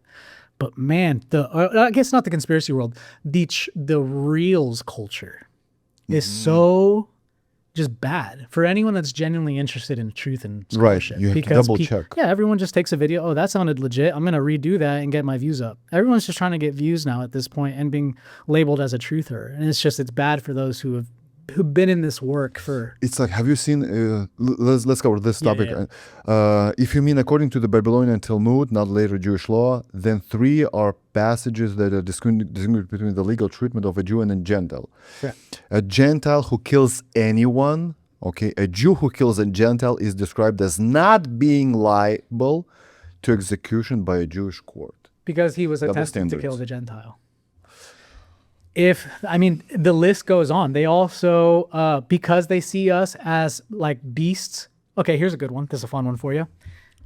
To them, Christians were practitioners of bestiality. So in the Talmud, it says that if let's say they have their pigs or sheep or goats in the barn, the male animal should never be left alone with the male Gentile, and the female animal should never be left alone with the female Gentile, because the Gentiles can't help themselves, that they want to have sex with their animals and have sex with goats, and sometimes the Gentiles prefer the animals over their own women. Try that one. Yeah, that's according to the Talmud. Connotation, you know? According to Talmud, a Gentile should not be left alone with an animal because of the possible sex between them. Let's go ChatGPT and Google. Oh, you do that so fast. Yes. In the Talmud rules that the person should not leave an animal alone with Gentiles, because Gentiles were historically viewed in these specific passages as suspected of engaging in bestiality with animals under their care. ChatGPT says the same thing.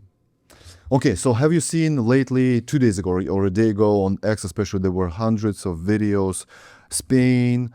The influx of migrants? Morocco, yeah. Yeah. Did you see that video? Oh, yeah, it's nuts. Now watch this. Guys, breaking 9/11, not some conspiracy lunatics, right? AI? No. Insane footage. Thousands of migrants continue crossing from Morocco into Spain's Ceuta. Yeah, they were robbing and stealing everything. So this says enclave. Others don't say. They say the invasion of Spain, right? Ceuta. So Moroccans invade Spain, right? You see those videos. Look what Moroccans are doing, correct? Yeah. Now let's watch and let's see Ceuta, Spain. Let's see where it is. So this is Spain. This is Morocco. This is Ceuta. This is where they're getting to. Okay. Not to the Spain in Europe, Zoom out but this little thing in Africa, but that's a Spanish territory. Yeah. So if you're watching this reel and you're thinking, wow, what Moroccans are doing? They're just invading the Spain. Yeah. They're invading the territory of Spain, which is in Morocco in Africa. So you can be mad without even double checking the fact. This is where they're going. This is Tangier. This whole territory is Morocco. This is where they're getting. Not into Spain itself. Is Ceuta considered a part of Spain though? Correct. Okay, so it is a territory. Yeah. Okay. But still, it's separated by the sea. They're not getting to the. Well, it's in my opinion that's strategic. You know, the for example, what's going on in what is it? Is it Argentina? Was it Argentina with the Israeli Zionists being found in the woods, starting the fires on purpose, and now we have actual IDF soldiers in those areas. There's tons of videos coming out of IDF. Yeah. It was a couple of months ago. Yeah, because at the end of the day, it comes down to what's the word? Settlements. You know, the Israelis are trying to put settlements in all these places in strategic areas. Okay, but let me ask you this. So this whole territory is Morocco. Would you agree that maybe this little place should be Moroccan too? I mean, technically. Technically, right? Yeah. The same thing goes with Spain. So this is Spain, this is Portugal. But Gibraltar, this territory, the small territory, it belongs to the UK. Why? This is the territory of Great Britain. Well, I mean, you could point to like Puerto Rico in the United States. You could point to like. But it's an independent country. it's under the U.S. let's say influence. But if you're a citizen of Puerto Rico, it doesn't mean you're a citizen of the U.S., right? It's not. It's not? Two different countries. I didn't know that. It has an influence. So people can get mad watching Are those. you sure? Google that real quick, just for my own. Puerto Rico. Actually, yeah, you're right. But Google is it. Citizen of Puerto Rico is a citizen of the U.S. Shoot. Ooh, Yeah, okay. so I'm yeah, wrong. see, Okay. You got me dude. I was Okay. like, bro. It's like I'm embarrassed on camera. Okay, let's do is citizen of the U.S. is a citizen of Puerto Rico. But how come it's not the 51st state? Yeah, people born in Puerto Rico are U.S. citizens. It's a part of the 50. Yeah, but it's not the 50th. No, I'm pretty sure. no. Where is Puerto it Rico is the U.S. state? No, Puerto Rico is not the U.S. So state. it's just in its. Ooh, that gets tricky, huh? You're Puerto Rican? Me? Yeah. No, I'm Colombian and Mexican. Okay. I'm a mutt of a lot of things. Yeah, so there are lots of disinformation on the internet. People can get mad, and it can cause a lot of casualties. Totally. People can get mad. They can do violence without even fact checking. They've been doing that. Moroccans are invading Spain. Maybe I should pack my guns, right? If I'm a Spaniard, bro. No.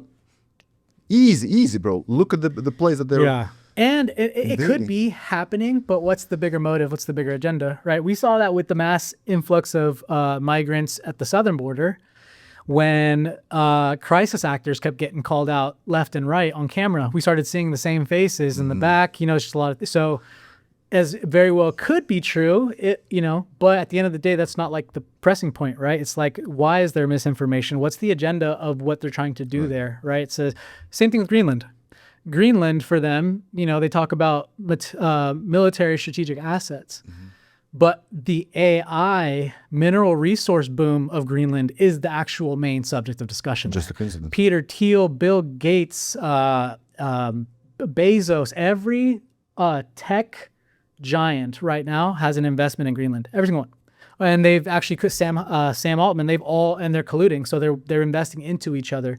Sam Altman invested into Peter Thiel. Peter Thiel invests into Sam Altman. So it's like Nvidia investing in the. It goes back and forth. Yeah, and so they're all funneling the same because there's one ultimate goal there. But the resource boom in Greenland is the one that they're not really. They've mentioned it in passing, but it's not the topic of discussion. It's China, Russia, the same thing the boomers were hearing. If it's not Russia, it's China. If it's China, it's Russia. Cold War. But it's never Ukraine. So it's just like it's the whole. What's the point of what's actually going on there? I would say one of the main points is just to divide us. Sure. Oh, 100%. Yeah. I mean, on an energetic level, if you go there, I think just the fact of unified consciousness is a weapon in itself. We can prove that through the Schumann resonance. Which, are you familiar with the Schumann? No. The Schumann resonance. Here, look it up. The Schumann resonance is basically how they can read like energy on a global scale. Schumann resonance are global electromagnetic standing waves vibrating in the Earth's atmosphere at the fundamental frequency of 743 hertz alongside harmonic. It says nothing. So what can they do? Yeah. So what they saw, I'll give you an example of this. When 9/11 happened, the Schumann resonance went off the charts. It's picking up inflections in energy that's being read, right? It's reading the energy of the Earth. Basically, it's figuring out it's reading the energy. And so, what does it say about the? There's no credible scientific evidence of official recording showing that the Schumann resonance behaved unusually or registered a spike during the. Who reads it? There's a device that reads it. Yeah. Is read and monitored using specialized ground stations equipped with induction coil magnetometers that capture extreme low frequency. Oh boy. And I'm pretty sure that induction coil points back to Tesla. Don't quote me, but I'm pretty sure that's what that is. Induction coil. Tesla.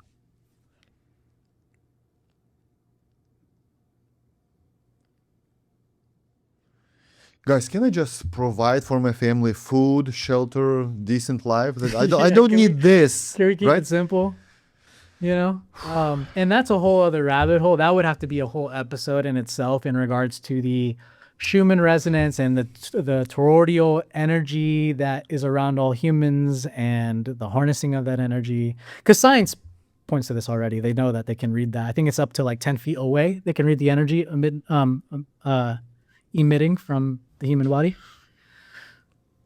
Yes. So I've seen those pictures. Correct. So Emergency broadcast alert. This is not. We're seeing some anomaly. Something is about to happen. In Florida, a couple years ago, when we had that last hurricane that happened, the big one, I'm pretty sure it's either the Schumann resonance or whatever else they used to read the energy during that time. It went offline during the tsunami, and then the tsunami, once it passed through, went back on. It was like a gap in data. 2 minutes ago, bro, Earth's frequency just went into absolute overdrive. Something just pushed the Schumann resonance to an entirely different level. Yeah. Michael Bradbury, let's see who you are. The number one source of sky and earth phenomena. That's a big claim. Image analyst and Earth Watchman, seen on the History channels. Moon Henry talks about this in detail too. You've had JC on here; they're in that same kind of camp. Moon Henry refers to the Schumann resonance a lot.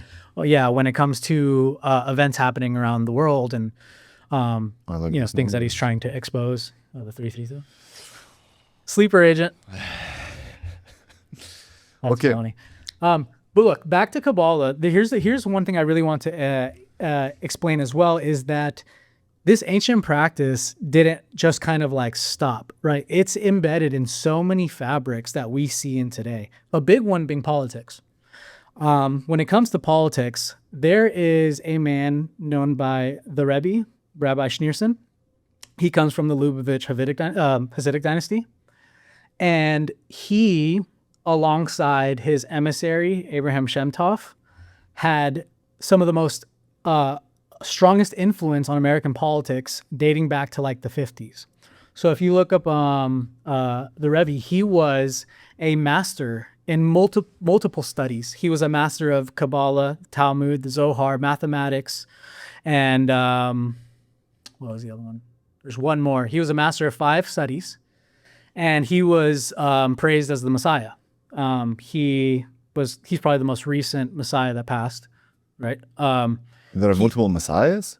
Oh yeah, there's so many different sects of Judaism. Sabbatai Zevi was a Messiah to them, right? What did he do? The Rebbe? Uh-huh. He was the last living leader, I believe, of the Lubavitch dynasty. Not Sabbatai. No. The Rabbi Schneerson. Menendel Schneerson was his name. Menendel? Menendel. Yeah, if you just type in Schneerson, he'll pop up. Just Schneerson. Yeah. S-C-H-S-E. It's not even English, bro. Oh, right there. Menashe Mendel Schneerson in the Wikipedia down there. Yeah, him. So he was like the last guy. He was like, and it's not like this is old news. You can find footage of him. So it's, pretty the seventh and the last leader of the Shabbat Lubavitch Hasidic dynasty. He transformed Shabbat from a small, devastated European group into a major global Jewish movement with thousands of educational and outreach centers. He was so influential in America that the presidents named a day after him called the Education Day, named after the influence of the rabbi. Just look up Education Day. Yeah. In the U.S.? Oh yeah, it's signed into. Yeah, look at that. It's a national day. Education and Sharing Day USA is a national day proclaimed annually by the U.S. president to honor the birthday. He wasn't even American. Every president since has re-signed this into law. Trump, Biden, Clinton, all the way back, Reagan.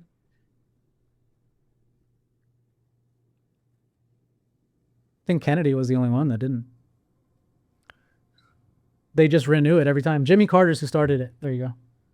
Jimmy Carter. And so these guys, these rabbis from the Lubavitch dynasty, mind you, they're like the strictest of this whole kabbalistic thread we're talking about here. They take it seriously. Jared Kushner. These are the guys that walk with these hats. How are they called? Lubavitch. Hasidics, right? Yeah, They're Hasidic. Yep. Okay. Jared Kushner is from the Lubavitch dynasty. Ivanka Trump's husband. Okay. Yep. So, which tells you volumes about the influence. These guys influenced basically every president, I think, besides Kennedy. Why do presidents listen to them? Do they have something? Do they blackmail them? Do they I have just something think, on them? I think the power. I think once you combine the history of the Havara Agreement and just the connections to the U.S. and What and agreement? British, Havara? the Havara Agreement. What is that? The Havara Agreement. 1933 pact between Nazi Germany and Zionist organizations that allowed German Jews to migrate to British Mandatory Palestine while transferring a portion of their financial assets as German. Hitler went along with this. He helped in the Havara Agreement.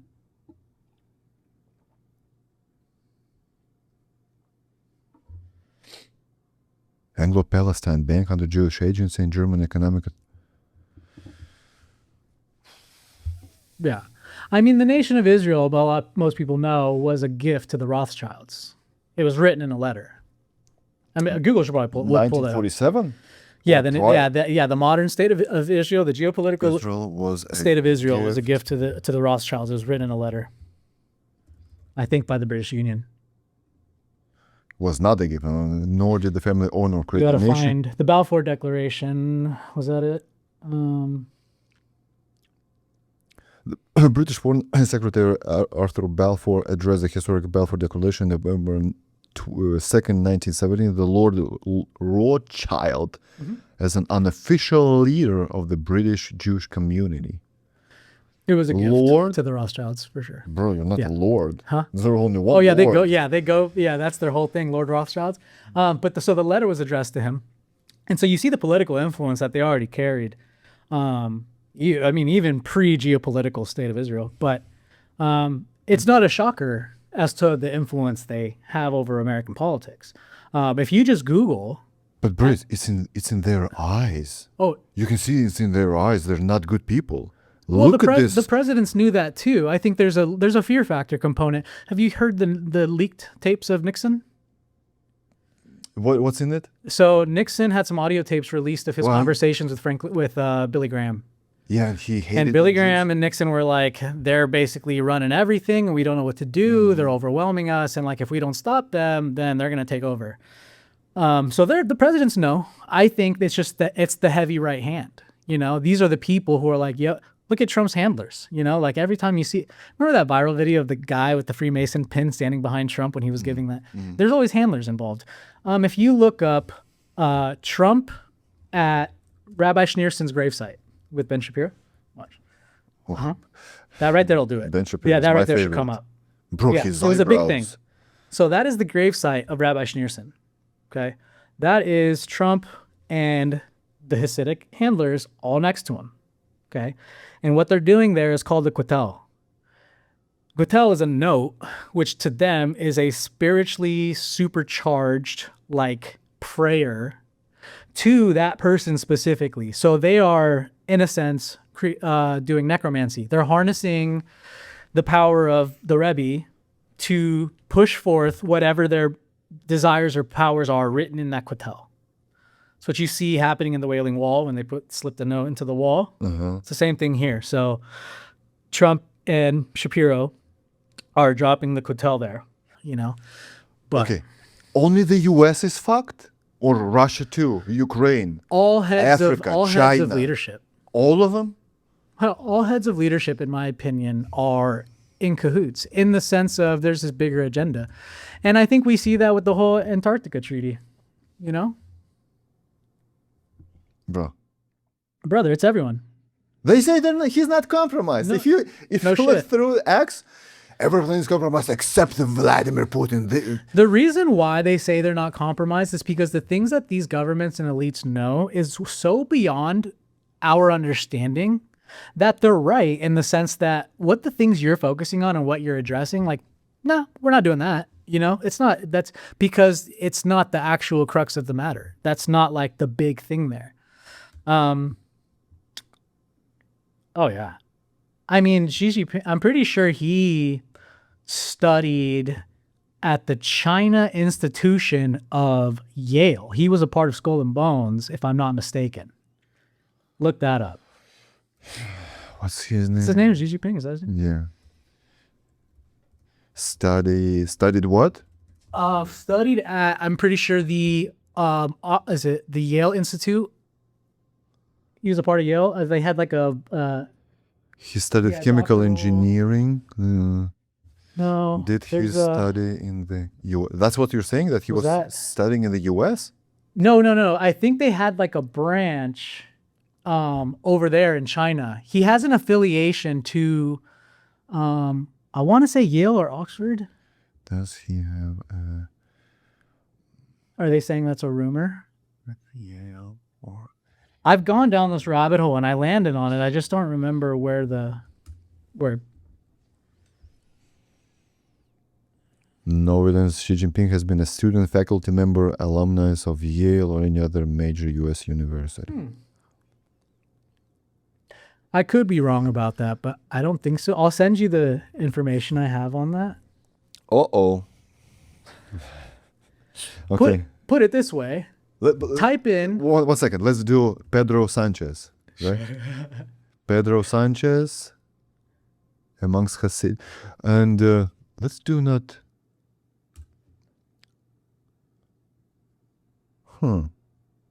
Yeah, Okay. I have a video on my Instagram that I post about Kabbalah and politics, and it's a really quick montage of all of the powerful leaders at the Wailing Wall. Yeah, what are they doing there? What is Messi doing there? He's a soccer player, right? He It's- influences, let's say, 1 billion people watching him. But what is he doing here? So that points back to my original point when you asked me, do I believe in this stuff? What is he doing there? What is he doing there? Messi. I'm pretty sure Ronaldo too. There are some powerful celebrities. Maybe he's putting a note. He wants to win Oh, the yeah. World Cup. Can I please I get the don't- World Cup already? Oh, dude, it's you know, like the amount, and it's so again, it's not just U.S. presidents. You're gonna find the most powerful leaders of every government institution at this wall. It's inevitable, and that's a handler right next to him. He's telling him how to do it and what to do, because he's not a Jew. So it's like if you're not a Jew, He like can be religiously Jewish. sure, but if he is, cool. If he's not, in my opinion, I think there's an ulterior motive here. I think there's something on the other side of this coin, and they're being walked through it. They're being taught how to do it. Ronaldo wasn't there. Neymar. Bro, can I use your bathroom real quick? Yeah, sure, of course. No worries. Okay, so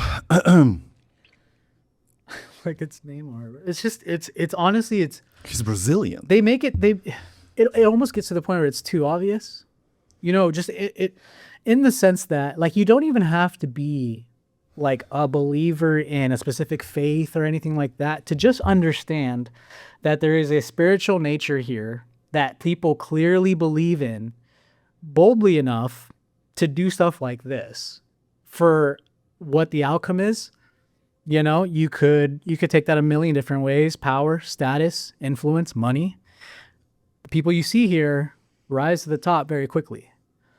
And so that's why it's like, for me, it's not from the perspective of, do I believe in it like it's something you should do or trust or anything, but do I think it exists and do I think it's operational 100%? This on your Instagram page? Yeah. And then it's the politics one. Yep, Kabbalah and Politics, part 6, up there on the top. Top right. 6, okay. Politics made it untouchable. Behind the wave of celebrity Kabbalah sat a towering figure, Menachem Mendel Schneerson, revered scholar, brilliant mind, and leader of the Lubavitch Hasidic dynasty, the same dynasty that Jared Kushner belongs to. And to many followers, he wasn't just a rabbi. He was known to be a genius in Torah, Talmud, Kabbalah, mathematics, and philosophy. And he wasn't isolated, quite the opposite. He advised some of the most powerful people on earth. Schneerson advised and lobbied every U.S. president since the late 1940s, from Truman to Clinton, shaping policy via his emissary, Abraham Shemtov, Rabbi's then D.C. ambassador. This included members of Congress, governors, diplomats, heads of state, red and blue. One by one, photographs of the Western Wall. Hands pressed to the stone, a yarmulke on the head. Some saw symbolism, others saw allegiance, others saw political diplomacy. He was so respected in America that Jimmy Carter, in lockstep with Congress, honored the Rebbe nationally and proclaimed April 18th as Education and Sharing Day for his moral education push. This day's been renewed annually by every president since.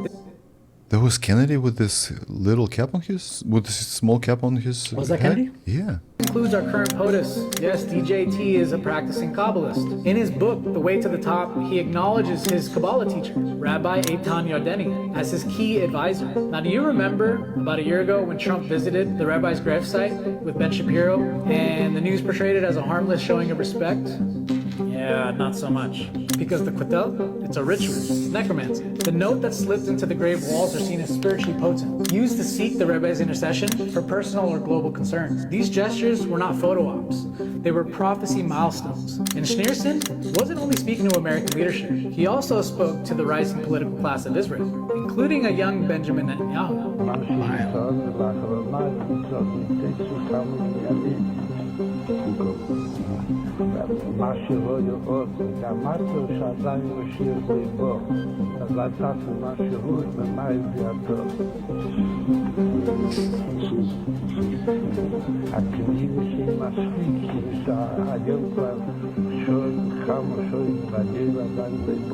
Now, as followers of Jesus and the true Messiah, we already believe the Messiah came. So what Messiah are they referring to? This was a mandate of historic scale. This is the type of pressure you don't really see that happens behind the scenes. Schneerson believed that history was moving towards a climactic conflict. The apocalyptic Gog and Magog narrative. Celebrities sought self-power, politicians sought world power. But the worldview behind both saw something even bigger, spiritual power. History is building towards a spiritual climax. This is where the ancient world meets the modern world. Not because everyone's in on it, but because ideas don't need conspirators. Ideas only need influence. Okay, what do you think is their end goal then?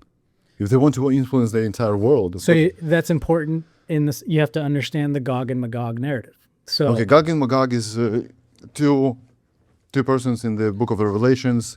They're the ultimate warriors. They're going to fight humanity, and then Jesus is going to defeat them. to summarize their take on the Gog and Magog, their Messiah will come once all nations.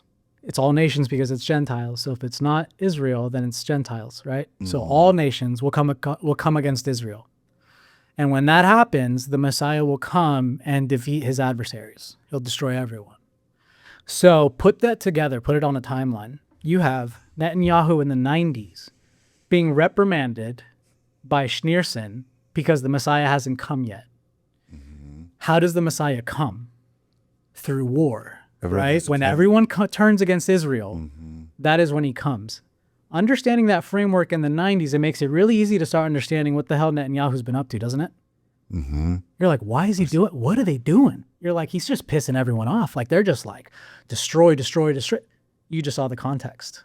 Okay, their Messiah comes, defeats the Gentiles who oppose the Jews, the Israelites. The true And what happens next?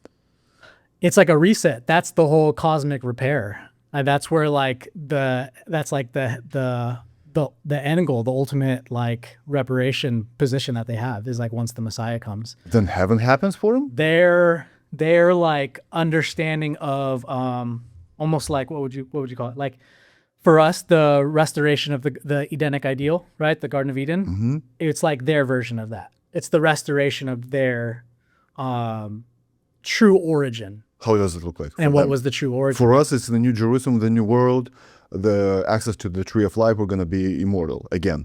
Yes. When Jesus comes and defeats the Satan for the second time after the Satan's little season. But for them, how does heaven look like for them? That's a good question. Let's pull that up. How does heaven or end goal looks like for Hasidic Jews? Yeah, you can do that. Hasidic Jews. Hasidic Jews read the Talmud and live as it is written in the Talmud, right? Yeah. Okay. Yeah, but they also include the Zohar and Kabbalah. Okay. Hasidic Judaism does not have a single detailed picture of heaven comparable to some Christian depictions. Instead, it emphasizes closeness to God. Devekut, what's Devekut? Not Elohim, not... It's one of the emanations of the Sephiroth, the tree of life. Remember the 10 emanations? It's one of the characteristics that make up the body of... Devekut. Yeah, so if you pull that... yeah. Each thing is a characteristic or trait of their God. It's so complicated. Do they understand Brother, it fully? it's beyond well, they do apparently. They believe that this tradition, the Kabbalah, these ancient practices were taught by God to Moses upon Mount Sinai. So when he received the tablets, they believe that at the same time, that's why he spent so much time on the mountain, was because he was giving him this. The Zohar, all the Kabbalistic texts, all the secret practices that they were doing, and the way to invoke, was it the 72 letter name of God? The name is the Shem Hamaforash, I believe, is how they classify the name of God using gematria. And they, what was I just saying right before that? The oral tradition that was spoken to Moses, invoking, getting... Oh yeah, it's complicated. Yeah. And so, but they believe that this mechanism, was the original creation. This is what really happened. And that the Christians in their gospels and all that left out a ton of the true narrative. Now, I agree that there's a ton left out. Do I agree that that's what's left out? No. I think that's the inversion, right? That's the deception. But so they believe, and then what was it? And then from there, it's passed down to Jacob. And so they believe that the patriarch lineage has been passing down the Kabbalistic traditions since Mount Sinai. So for them, it's core doctrine. This is like what they think we missed the mark, and also why the Nazarenes missed the mark, because they don't subscribe to this. They don't subscribe to the liturgical laws. They don't subscribe to the doctrines. Okay, let's go through their heaven, and then we're going to go to Netanyahu. So this is how their heaven looks like up to the Kabbalah and Talmud. Mm-hmm. The world to come. The ultimate destination is usually called Olam Haba, the world to come, not simply heaven. Hasidic teachings describe it as experiencing God's presence, spiritual delight from being close to God, the soul understanding divine truth more fully than is possible in early life. Gan Eden, paradise. After death, many Hasidic teachings describe the righteous soul entering the Garden of Eden, enjoys closeness to God, studies Torah on a spiritual level, grows spiritual. Okay, and the resurrection. Oh, lots of them. Traditional Hasidic Judaism explores the future of resurrection of the dead. Okay, and the ultimate goal is, unlike some religious traditions, to focus primarily on God, going to heaven. Hasidic teachings teaches that the highest purpose is serving God, sacrificing the physical world. Type in what the Hasidics believe about the end of the Gog and Magog narrative. Like, what do they...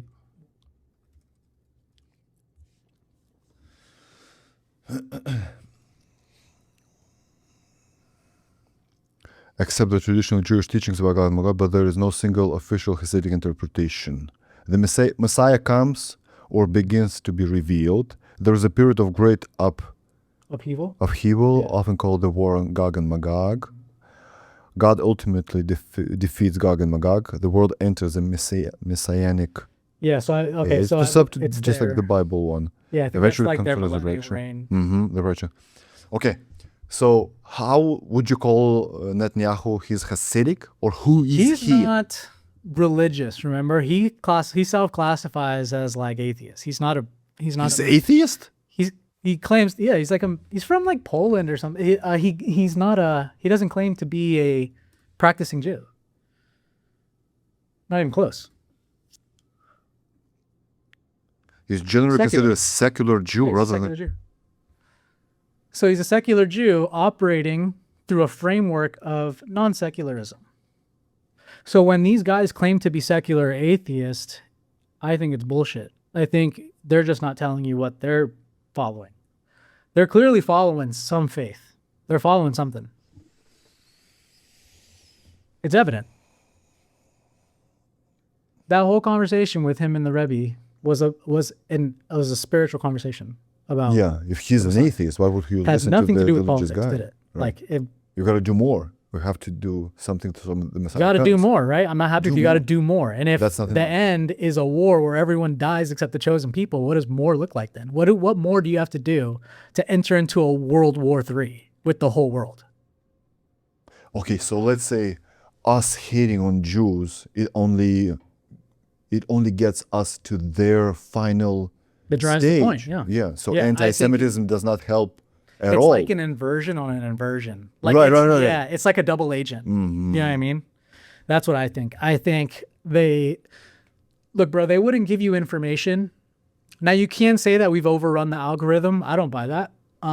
The fact that everyone all of a sudden simultaneously just came across all this information about the Jews, I don't know. I think that's sketchy. The fact that they're just letting it all come out now is, to me, I think there's an ulterior motive there. But again, I think it's playing right into their hand. And this things that like I don't ever hear people really talk about is like they just talk about like power and control and kind of these geopolitical conversations. But like if you can't omit the spiritual component of this conversation, because it's clearly playing a role. If they're having presidents partake in spiritual rituals, then there's something there. It's not just a sign of respect, you know? Yeah, because you're president of the most powerful country in the world. Why would you? That's listen crazy. to Like you're any- bowing down to like you're showing. It's wild to think about. You know? Okay, do you have Jewish friends? Do I? Yeah. What do they say? James. He's Jewish? Yeah. Okay. He's a half, I think. Half. He's also Italian, but What's their sense in regards to what? in regards to the All this? anti-Semitism, people hating on Jews, etc.? Yeah, he's in our camp in the sense that he doesn't agree with any of what we see. None of the Zionism, none of the geopolitical state, very, very conservative in that sense, you know. But I agree with him on some stuff in the sense that I think the conversation has really villainized and demonized kind of the entire lot. And there are genuine people within the faith that just haven't come to the truth yet. He actually introduced me to a couple rabbis online on YouTube who were openly exposing the same things I'm talking about, yet they still study Torah. So their genuineness is in the sense that they are practicing a faith that they probably grew up in. They think it's real. This is their faith and their religion. And over time, if you're genuinely chasing the heart of God, you kind of come across these truths and people talk about it. So it's not everyone. I think in regards to this, you're really talking about like the upper echelon who has influence. Now, I think the fact that they are a diaspora, I think the fact that they are a religion and a culture, right, an ethnicity, definitely plays a role in their allegiance to the state. I think they're in a unique class. I've had people throw it back at me like, oh, you talk about Mexicans. Mexicans are super proud of their state too. I'm like, yeah, sure. Find me a Mexican in California who's willing to just give up the life they've built here to go back to what they just left. So it's not like this, they're proud of their culture, where I'm proud to be Hispanic, heritage, just right, like you. right. You get proud to be your heritage. Right. But that doesn't mean I'm going to rebuke the United States because of it. Like the things that it has given me, you know what I mean? So there's something unique about them. I don't understand running the foreign flag in the U.S. Yeah, Let's say you Mexican flag, or Israel flag, or Russian flag, or Lithuanian flag. Why? If you like your country that much, please go. Yeah, and I think it's the twofold nature of that. I think the fact that it is a religion and something they identify culturally and ethnically, that it's like, it makes up the fabric in which they operate, just like a Christian with a biblical worldview, you know? And, you know, James has a great story on this with his parents. It's not really like my story to tell, but like you hear it a lot, like people who grew up Jewish being taught this their whole lives, like you're superior, you're the chosen, you know, this is why you're going to be. And some people genuinely like reject it. They're like, this doesn't even make sense. Like, what do you mean I of all people, you know? And so people do, but it is transmission. It's passed on, you know, families do this because it's just culturally embedded. I think every culture has that, but it's just, we're talking about a diaspora of people that have the most influence in the world, in my opinion. So it makes them unique. Since I know a lot of Jewish people and have multiple friends, I feel bad for them because I always try to do it the vice versa. I always try to substitute, let's say, Jews run the world or Jews are the problem of the world with Lithuanians are the problem of the world. I wouldn't feel very good listening to this kind of narrative. Of course. So let's say you say you're half Colombian, right? Yep. Colombians run the world and Colombians are the problem of the world. Not exactly, guys. Yeah, it's also again Generalizing. it's a two-part answer to that, right? Because I myself, because politics is kind of like the second half of my brand. I was influencer for PragerU for a while and then Turning Point and whatnot, and so conservative politics was a big thing for me. I almost became Christian because of Dennis Prager. Oh, really? And his book, amazing book, The Last Hope. Prager's knowledgeable, very knowledgeable. And so politics. Yeah, yes, but what about it? I was just Colombians are the problem. Yeah. So let's say Colombians are invading, if that's happening and I'm looking at it, and I've done this with the migrants and the southern border, I have said it's disgusting. Like, I would never support these Mexicans. I would never do what they're doing. I don't agree with how they're thinking. There's things I disagree with in their culture because I live that culture. I don't agree with all of it. And so I think if I put myself in that framework, I wouldn't treat it the way that the Jays are treating it. Like, it's this, like, no matter what, though, it's this blanket of protection. And it's like, just own it. Just start with the fact that the government's shit. Once you go from there and just start owning the levels underneath it, if you can do that, you gain so much more respect for the people that are seeing the truth with their own eyes. This obfuscation of the truth, this manipulation of facts, and this demonizing of the person because they come across information that's verifiable is not working for you. It's going to work against you because now you're making people feel crazy for things they know is true. So if you were to bring me truth about Mexicans and bring me truth about Colombians, to be like, wow, that's crazy. I didn't know that. Move on. A fact is a fact. That's it. It's just a fact. It's done. Now I know it. Does that mean I'm that guy? No. But if I'm embodying all that and I am doing that, well, now we have to start talking about part two of the conversation, right? So that's what is unique with them in that sense, is like, you take it to such an extent where it's like, it makes it hard to not feel like you're in on it because there's things we clearly can see with our own eyes, and yet the obfuscation is obvious, Okay, so let me paint you a picture. 2023, October 7th, I hear the news, I watch those videos, once again, 360p max quality, right? I hear the stories about baby in the ovens, raping children, raping Palestinians, by raping kidnapped Jewish women, etc. I got mad. The October 7th? Yeah. The first thought for, let's say for a couple of days, demolish them all, because I substituted Jews with the Lithuanians. If some country invaded and did this to my fellow Lithuanians, wipe them out, right? Then let's say 6 months, 6 months after, we hear the stories, no babies in the oven, no this and other. I was like, oh, really? So that's why when my word was changed, maybe that was fabricated, maybe that was not even true, maybe that was fake. But in the meantime, the same day, October 7th, they got me. They still got me. And everything you're saying now is flowing from that date. Everything. It's flowing from that. It was an established strategic move by the Israeli government. There was 100% a stand-down order. You have countless of military men in the IDF at this point saying they received a stand-down order. Charlie Kirk went into great detail about the stand-down order. He went on to explain how big the size of Israel is, how strong their technology is. If you just go, you'll see how heavily guarded that place is. And you're telling me these Neanderthals in the caves just infiltrated the strongest gate of Israel and they didn't arrive for how long? Bro, with like paratroopers with the parachutes? It's so obvious. It's like a cartoon. It's so obvious. You can fly over that wall with a parachute? Yeah, and not only that, the irony that Netanyahu funds Hamas. Let's double check that. Netanyahu funded the Hamas? You're going to find interviews on this. It's pretty wild. Yes or no? The answer depends. Did he transfer them? He did not personally write checks to Hamas. Oh, that's good. They're Not so personally. sneaky, dude. Come He on, did Sam. personally do Sam, it. you can do better. Come on. Not in the sense of using... If you look it up on YouTube, you'll find people in the government talking about it. Like Israeli government talking about it. So they funded or even founded the Hamas because to fight.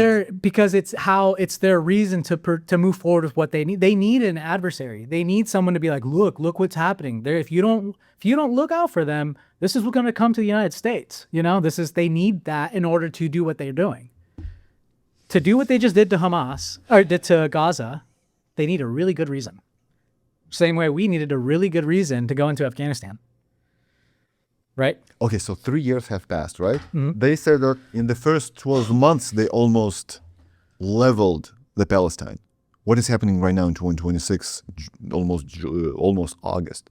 Because let's say... What are they doing there? Yes. Are they doing any operations over there? Do they do something still? They're rebuilding it. But Trump's building a tower there. They're building like a whole resort and stay. So in Gaza, nobody's dying in Gaza right now in Palestine. Oh yeah, there's still people getting killed. It's not like completely barren. No, there's still factions there. I just watched a video that came out the other day, and it was another family in Palestine being attacked by these Jewish settlers. They would come in, pull them out of their cars, and just start kicking them and punching them. And this is what they're doing to Palestine families.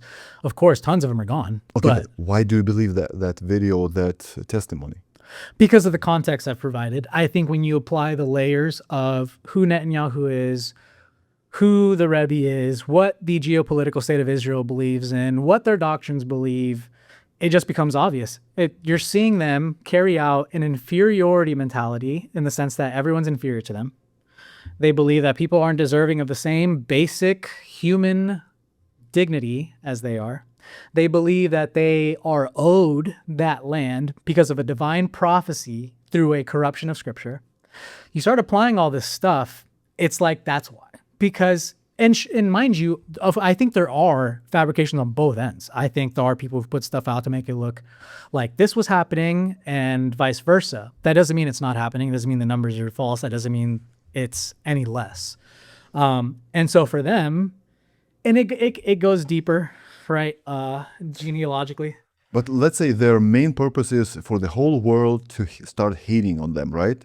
Maybe even Israeli government can produce this kind of a rumor or testimony or a video that the Jews are so bad, so they kick out Palestinians out of their homes and they take over. So you hate Jews even more because this is what they want, for the whole world to hate on them, because their Messiah is about to come only then.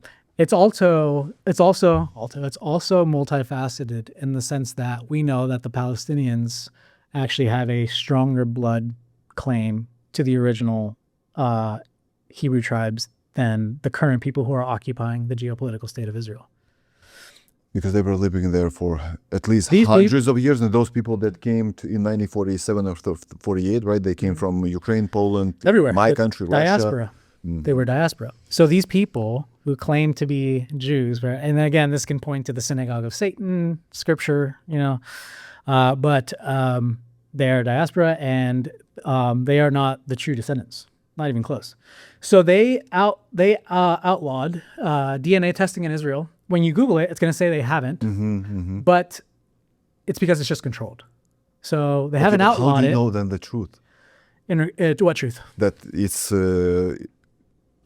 you can't do the DNA testing. Oh, they openly admit it. What they're saying is it has to go through proper government channels. You can't just go and go do a DNA test. It has to be approved by the government. Why? Can you do a DNA test if you're an Israeli, right? Yeah, they're going to say yes, but it's nuanced. You got the no. Sure. That's not too short answer.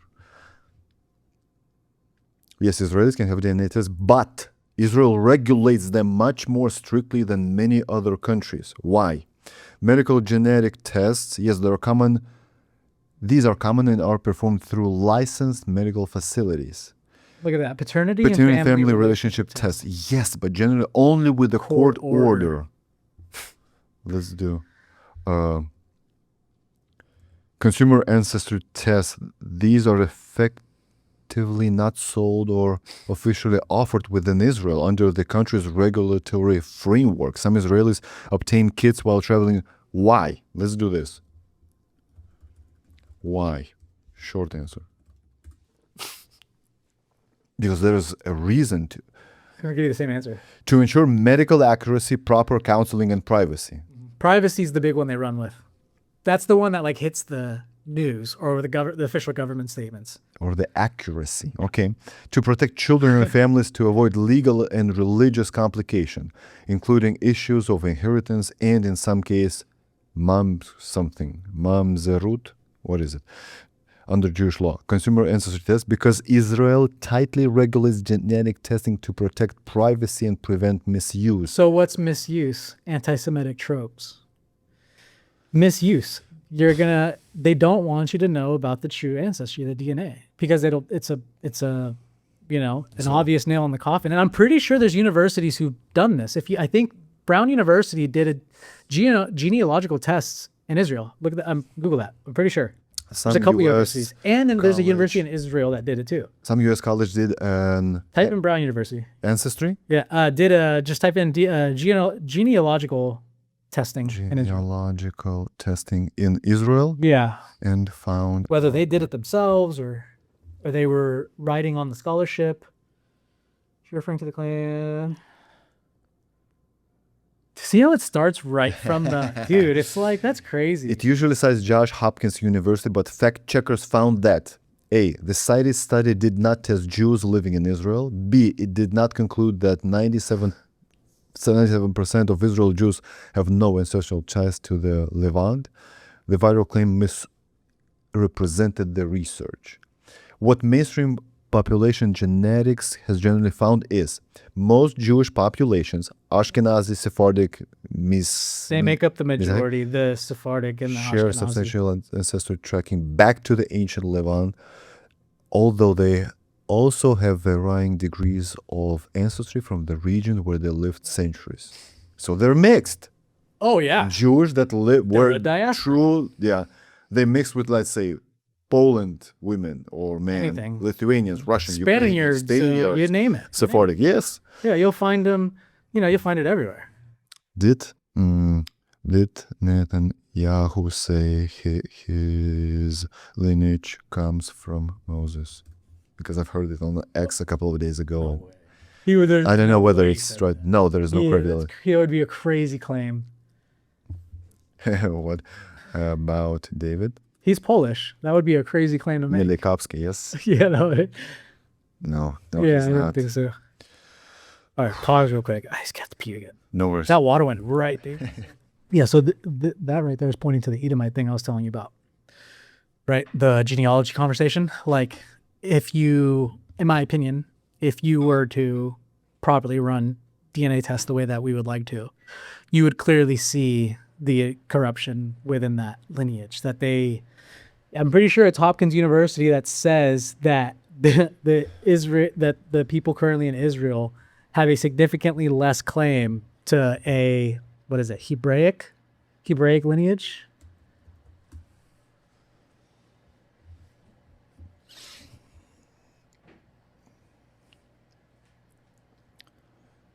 2012, who was affiliated with Johns Hopkins. You like that disclaimer they always put right there?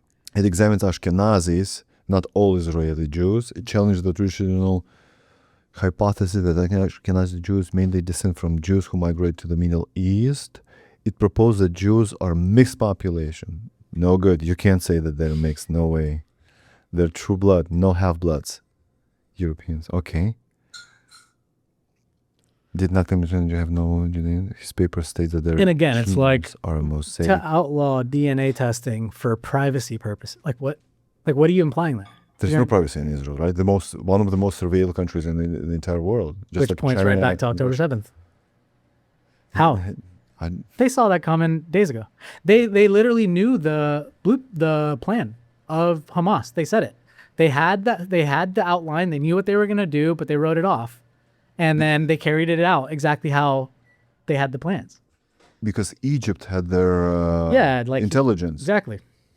They had it already, and they said it wasn't credible or that it wasn't something to worry about. And then they carried out the exact same way that they had in hand and successfully did it to the most surveilled state over there. That's just crazy. I mean, you put all the pieces together, and I think that's, again, the gist of all this is context. You got to start piecing with this stuff. You have to piece multiple pieces together to get the narrative that you're looking for. Because if you just look at one source, right? If I make a claim to you that canon is corrupted and you just go to Google and say, is canon corrupted? No. Oh, okay. That's it. And see, look what this is what it says. Well, okay, well, I get that take, but and then if I tell you have to go into scholarship and you have to look at textual criticism, people just, scoff. He's a heretic. Bro, stop right there. Let's not even take the canon or the Bible. Let's take the stuff, right? Is it safe and effective? Yes. Okay. The bang bang. Now it's not that safe. Maybe it's effective, but the other way around. So what has changed? 5 years have passed? And people said it so like with authority, like, yeah, it's legit. You need to get it. You're going to die. Like, or you're going to die. You're going to die.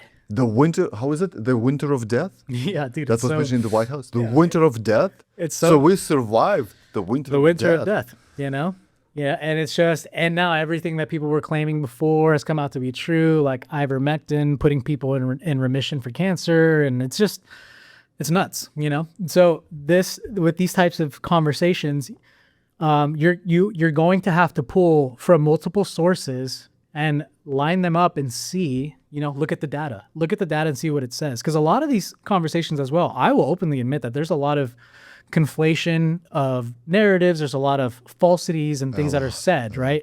You can take something out of the Talmud. The Talmud in its form is already damning in itself. You don't need to add anything to it. Just from what you can, if you grab one right now and just open it, with the context of knowing who Yeshua is in that book, if he's not written as Yeshua, if you know what he's described as, it's all up in that thing, So you don't need to add anything to it. They're telling you their position. Okay, so let's ask, according to the Babylonian Talmud, what's the age of consent? Instead, it discusses several different age thresholds for different legal purposes. The most commonly cited are 3 years and 1 day, the girl. This age appears in tractates such as Nida 44. The discussion concerns the legal significance of intercourse for matters such as marriage law, ritual purity, or evidence. It is not presented as an age at which a child can consent to sex. 12 years, 1 day. The child has no consent at all in these narratives, so consider that. It's always referring to what happens to the person who committed a sexual act against the child. It's not anything about the child, if they were willing, if it was consensual, nothing. It's just what happens if a Jew... Yeah, what happens if an intercourse happens? With this baby. Right. And... She can be virgin again. Yes, that's it. It's always about the Jew. Why would you ask if a 3-year-old can restore her virginity? They can't think right. Why They're would not you forming ask? their thoughts right. So, who cares? Obviously the man who's raping them has to be the... So it's nuts, man.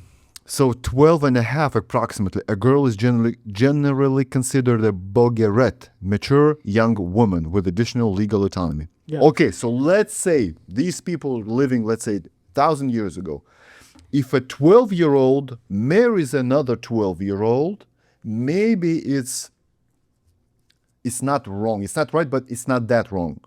But if a 25-year-old marries a 12-year-old, this is wrong, right? Double standards.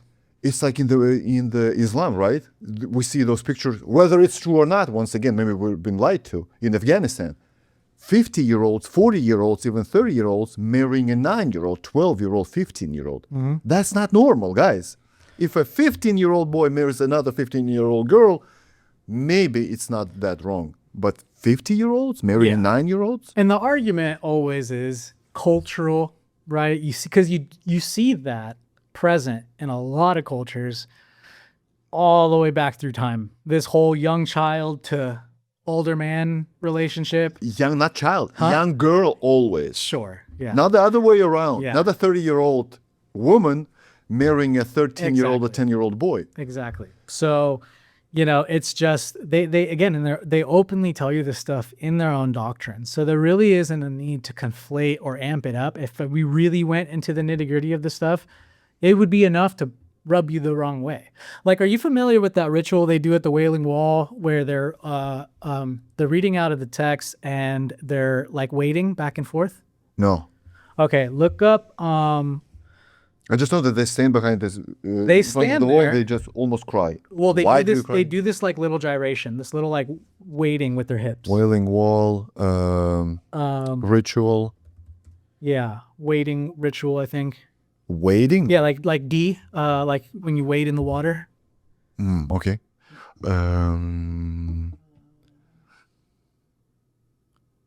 Yeah, you probably find tons of videos on it if you're on YouTube.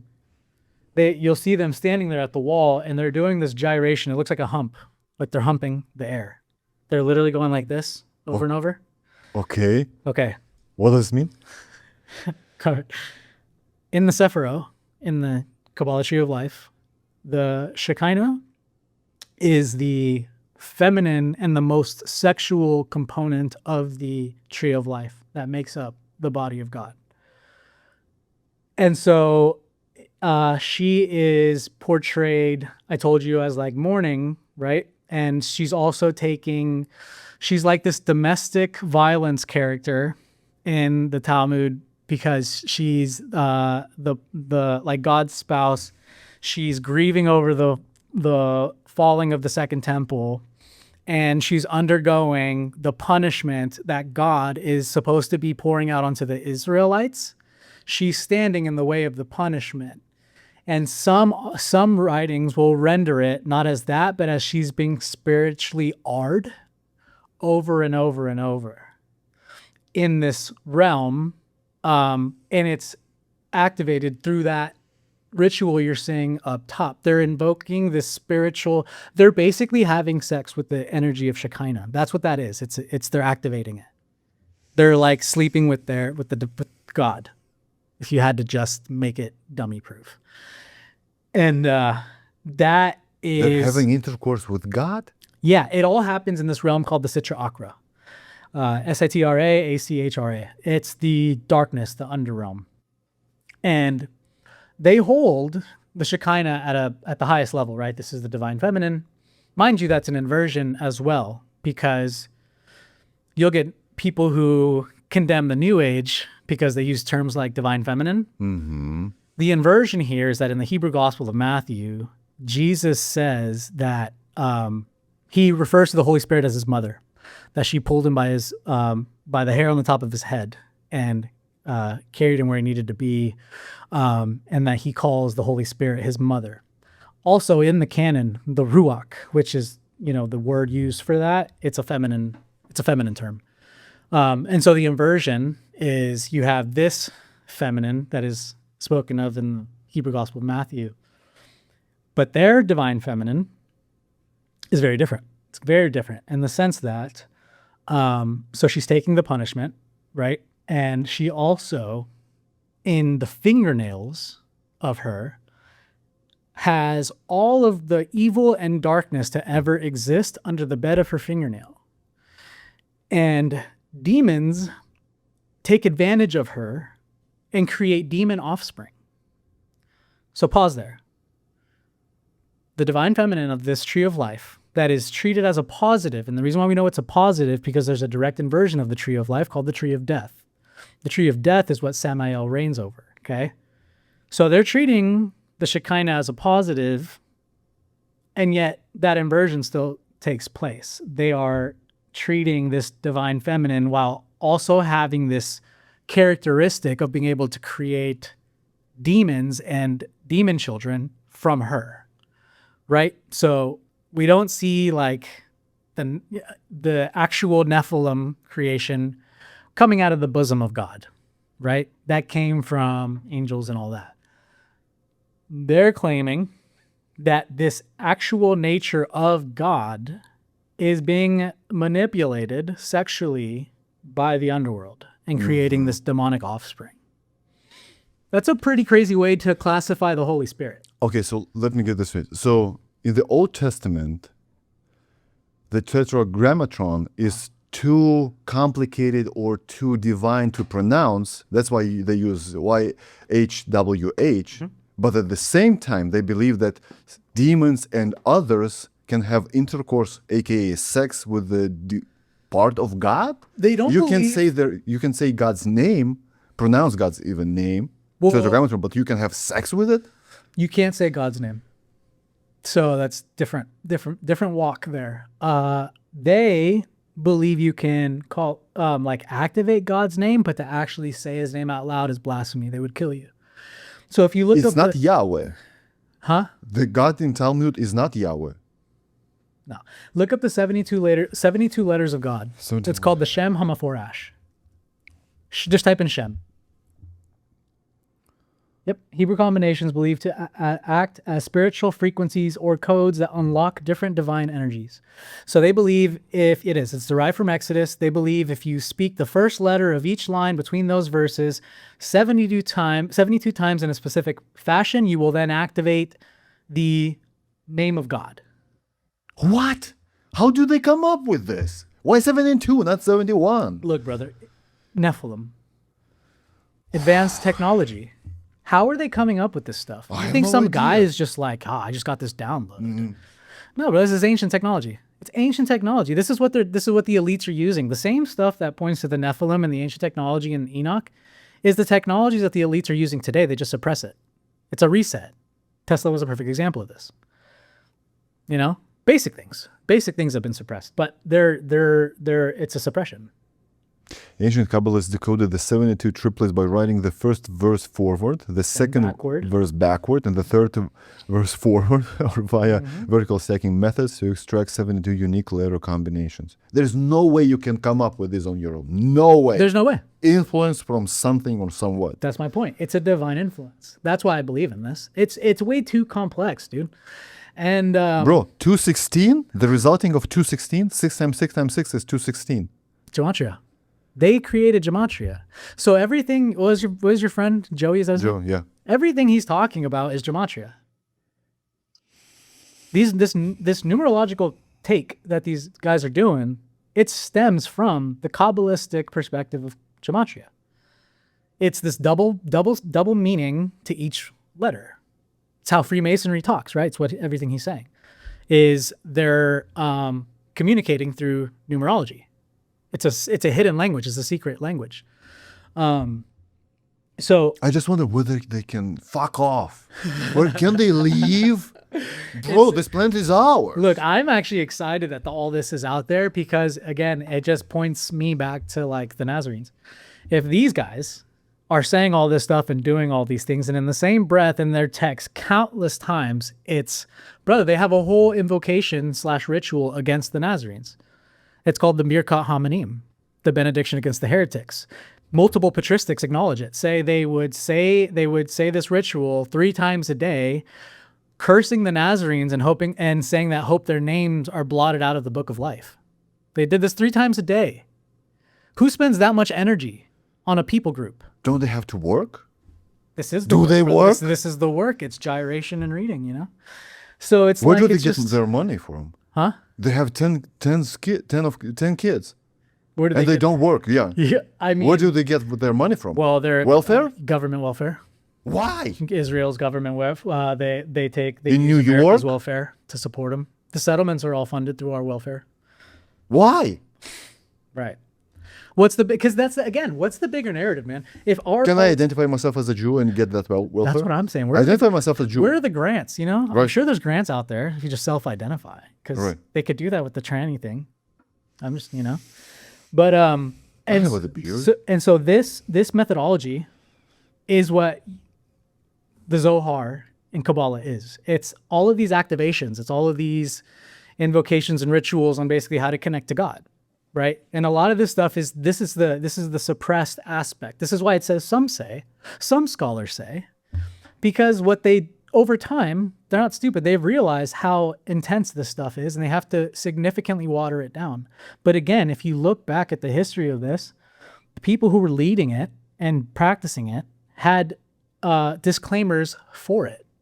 There's a saying that says, I can actually pull it up if you don't mind. There's a saying that says that basically he who is not a sage and he who has not been purified and he who pursues these 4 things should better off not been born, which is the pursuant of the things above, the things below, what came first and what's to come. So those who study this, you're better off not being born. And the reason for that is because it's freaking dark. It's one of those rolls of the dice practices. Look at Aleister Crowley and his discipleship. How many disciples died during the rituals because they couldn't handle what was going on? It's too dark, right? And there's countless narratives in their own writings about this. If you look up the garden in the Talmud, about the 4 men who walk in, and 3 out of the 4, one goes missing, one loses his mind, one like dies or something, or becomes an apostate. The only one of them came out unscathed.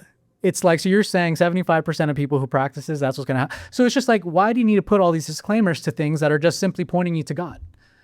This is like the underbelly of the stuff we see today. When you really research this and you learn this stuff, and then you turn on the news, you're seeing what's going on in politics, in Hollywood, and the movies, this predictive programming, alien, everything. It's going to point you right back to this every time. There's no way around it. It's the source. That is the original source right there. And we know that, again, because it's like the earliest recorded practices of this kind in history, and we know it predates the records. So it's clearly the origin. Where it comes from, we see that in Exodus, right? When the Exodus happens, it says in one line that a mixed multitude followed them. A mixed multitude came out with the Israelites upon the Exodus. Well, who's the mixed multitude? Who made up Egypt? Sumeria, Babylon, and Mesopotamia, right? What was going on in Babylon?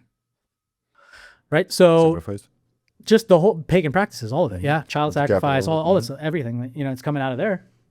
And then shortly after, upon that Exodus, what happens? It says they were carrying the tabernacle of Molech and the star of Remphan. Mm-hmm. Right?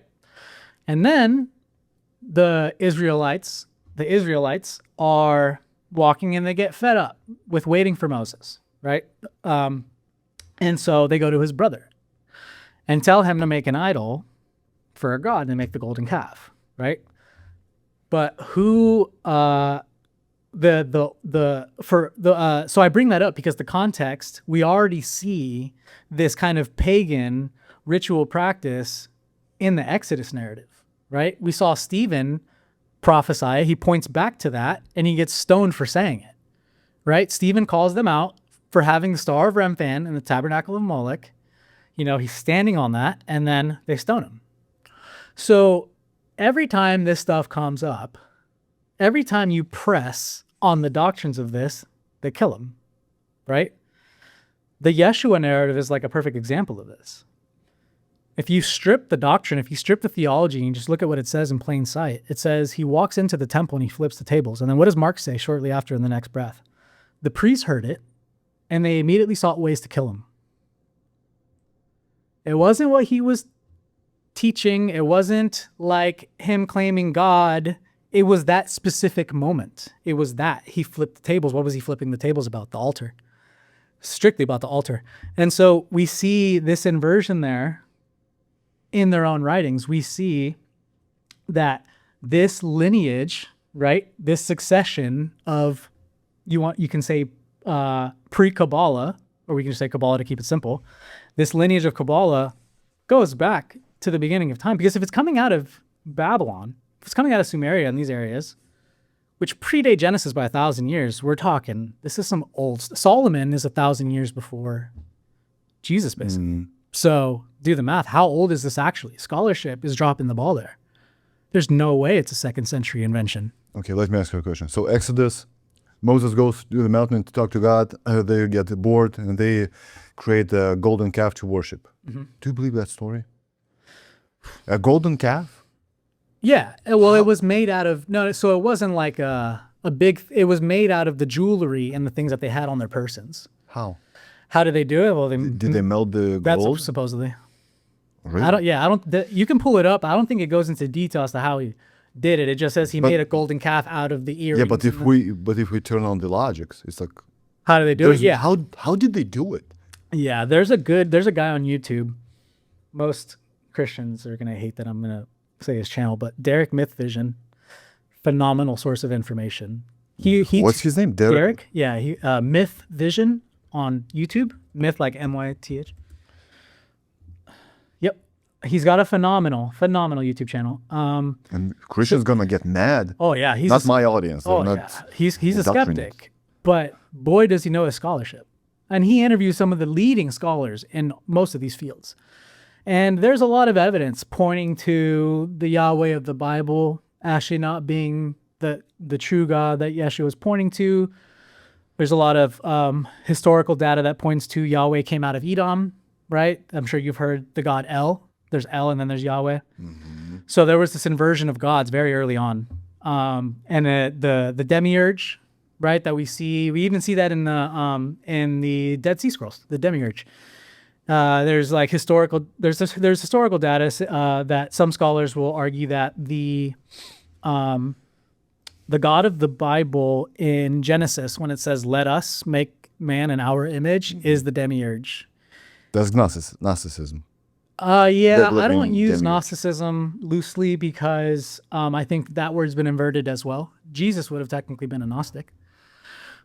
There's just, I think you can look at the current Gnostics and say, we don't agree with that. Sure. I don't agree with what people understand today as Gnosticism, but the way that Gnosticism was portrayed by the patristics in the early writings, they were looking at these writings that they didn't understand as Gnosticism. The Gospel of Thomas is almost like the most ironic text because it has two labels that almost shouldn't exist in the same sentence together, which is Bart Ehrman talks about how this is probably one of the strongest documents that the Nazarenes or the early Hebrews would have used in regards to like canon, like it was like they would have seen this as scripture. But in the same breath, it's also the most Gnostic of texts. Mm-hmm. This is where you get all of the esotericism and stuff, is the Gospel of Thomas. This is where you get kind of the first anatomical depiction of what people know today as the law of attraction, right? Where it says like, pray as if it's already happened and it will be given unto you. So it's not that they're supporting the law of attraction, it's that it always comes back to inversion, right? As above, so below. So it's always going to be an inversion in these texts. And so the demiurge, you know, I'm not going to hang my hat on it, but there is a lot of data and scholars that will argue that the demiurge is the god in Genesis. And again, we see a parallel of that because in the Epics of Gilgamesh, when it's describing the sweet savor, it says the gods surrounded the sacrificer. So we have this portrayal of these gods that we know came from Gilgamesh, not Genesis. And that Genesis narrative is depicting a triune type of God, which is why scholarship is arguing over, is this actually like the good? And when we say like, what I want to say, like the good God and then the inversion God, the demiurge, and then the source of light, right? The one that the prophets who were against the altar were trying to glorify. So the Enochian component to all this, I think, is also like a nail in the coffin for the conversation, because it's the origin story. You know, when you look at the why, when you look at like what's the point, Enoch is very clear, right? Like it's like a source, an energy source for them. These things that they taught the Nephilim, the things that they were teaching people, was one, how they gained power, and two, was how they rebelled against the kingdom. If they give you technology that's spiritual, what do you need to look to God for? They taught you everything you need to know right here then, right? The efficacy of plants, how to do X, Y, and Z. All this stuff is a doctrine of Nephilim. So when you read these texts of these Kabbalistic sources and you're seeing these incantations and you're seeing what it is that they're promoting and supporting, it's a mirror image of the Enochian narrative. So they also believe in Enoch, but in my opinion, they're the very people that we'd be warning against, is who is carrying on that lineage and who's descending from that. And so Kabbalah is one of those things where it's so multi-layered. And I think that's on purpose. It deters you from even knowing what's really going on, right? When people say secret societies, I mean, look what people do. I roll. We're really going to get into Freemasonry? Like, it's just like, how do I even have the time for this?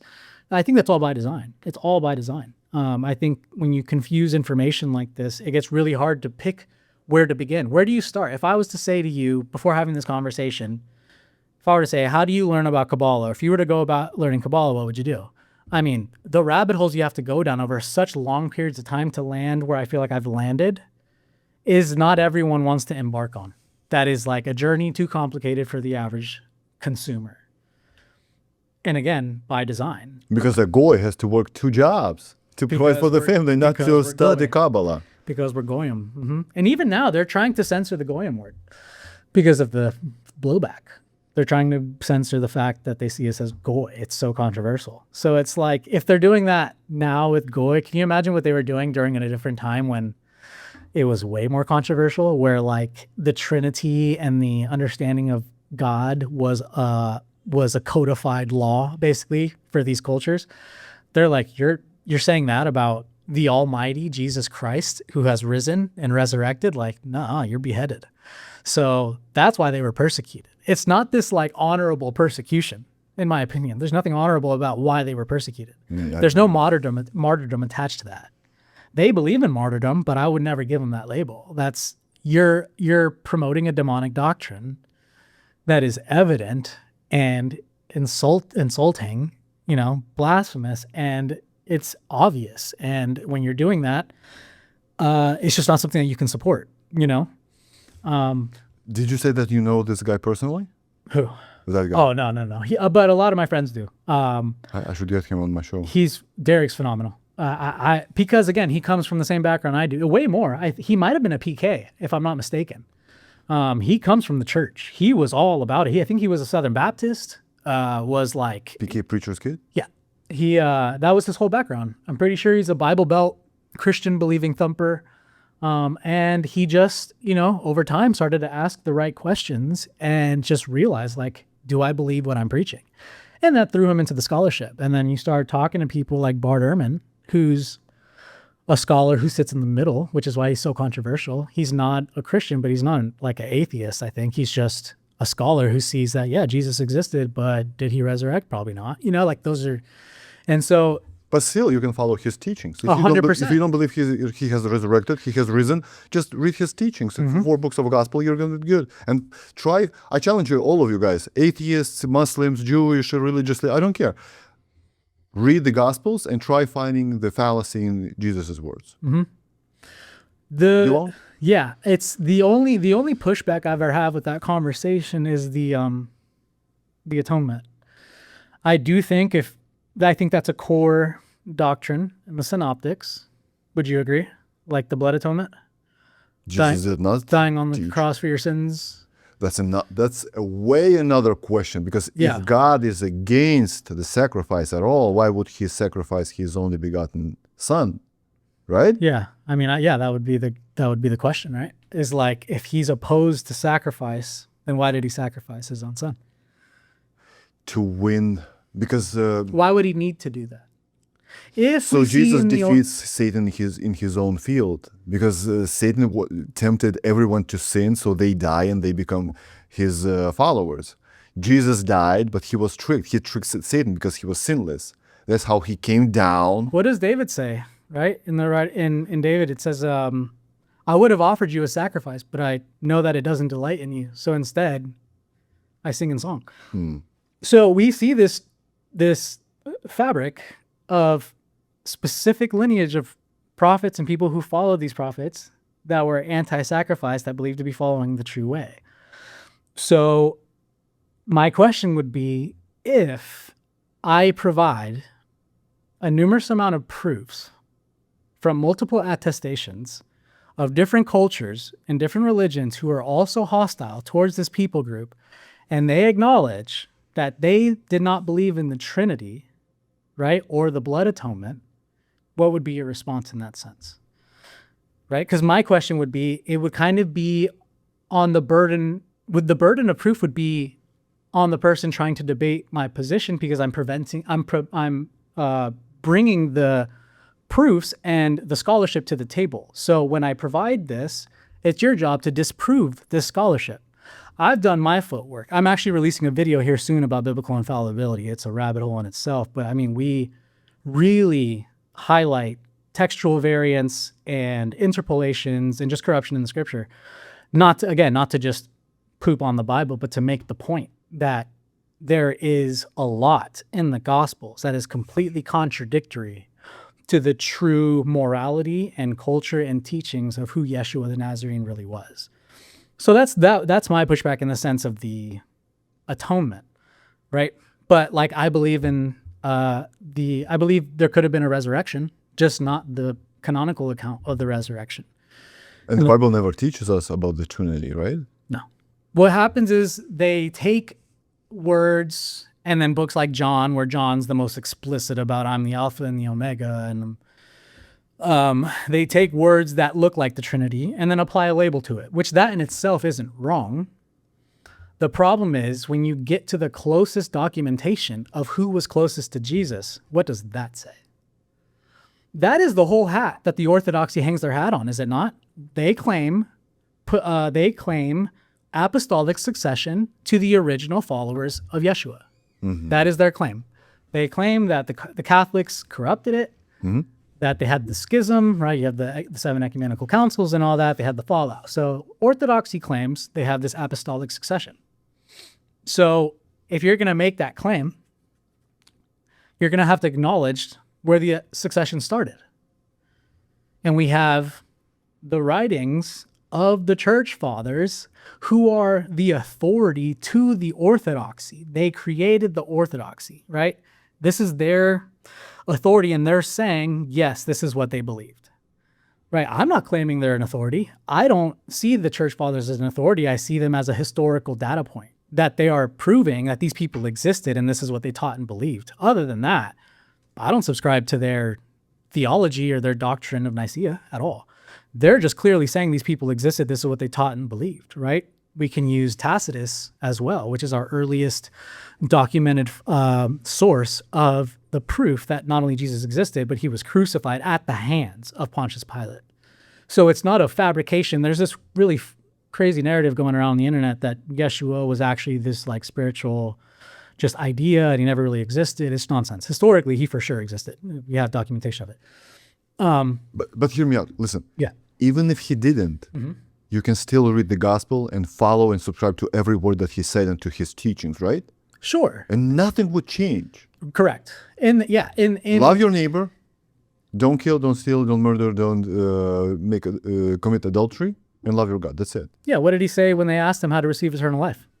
Right? They said, teacher, how do we receive eternal life? He said, follow the commandments. Did he say, believe in me and you'll be saved? No, never. Never. He even said, pray and ask in my name, but ask not me, but him, my Father. So talk to God, the Father, mm-hmm. in the name of Jesus Christ. Mm-hmm. That's it. Correct. And then when they say, well, what if we've done that? And he says, well, if you claim to have followed the commandments, then, get rid of your possessions and follow the poor, right? Give them to the poor. Well, the Ebionites and the Nazarenes, in my opinion, are the same classification. It's this umbrella term, like the Essenes were like this umbrella term to all kind of these like Jewish ascetics in the Qumran era and whatnot. The Ebionim, the Ebionites and the Nazarenes, in my opinion, share the same doctrine. They're the same people, and you see that in the patristics. They show confusion over this terminology. They can't really figure it out. That's why like certain patristics will say, they'll go back and forth between it's the Hebrew Gospel of Matthew or it's the book of the Hebrews or it's that one book they carried. So it's hard for them to kind of piece together what they were doing, right? But so they are documenting what this earliest source, like the Ebionites and Nazarenes, believe. And so when you're looking at the doctrine of believing in Jesus, again, they don't point to that at all. When he says give to the poor, the Ebionites were known as the poor ones. That's another name for them, the poor ones. Give to the poor. In my opinion, that's a direct correlation. Just in speculation. But the baptism narrative in Luke, right? If you open your Bible today, if you just Google it, it'll say, you are my son and I'm well pleased, mm-hmm. right? There is another rendition of that passage, and it says, today I have begotten you. Okay? It says, today I have begotten you. And that rendition of that scripture is what is attested by the patristics. The patristics themselves say, even Bart Ehrman in his volume on the writings of Clement, in First and Second Clement, and in the preface of the book, he says that. He says it's over time it's evolved and has progressed to the point where now it's become so credible, even to the level of the canon, in the sense that history and source material, the only thing we have is coming from these sources, and that the patristics are the authority in the eyes of the church, right? He's not claiming that, but he's claiming they claim that.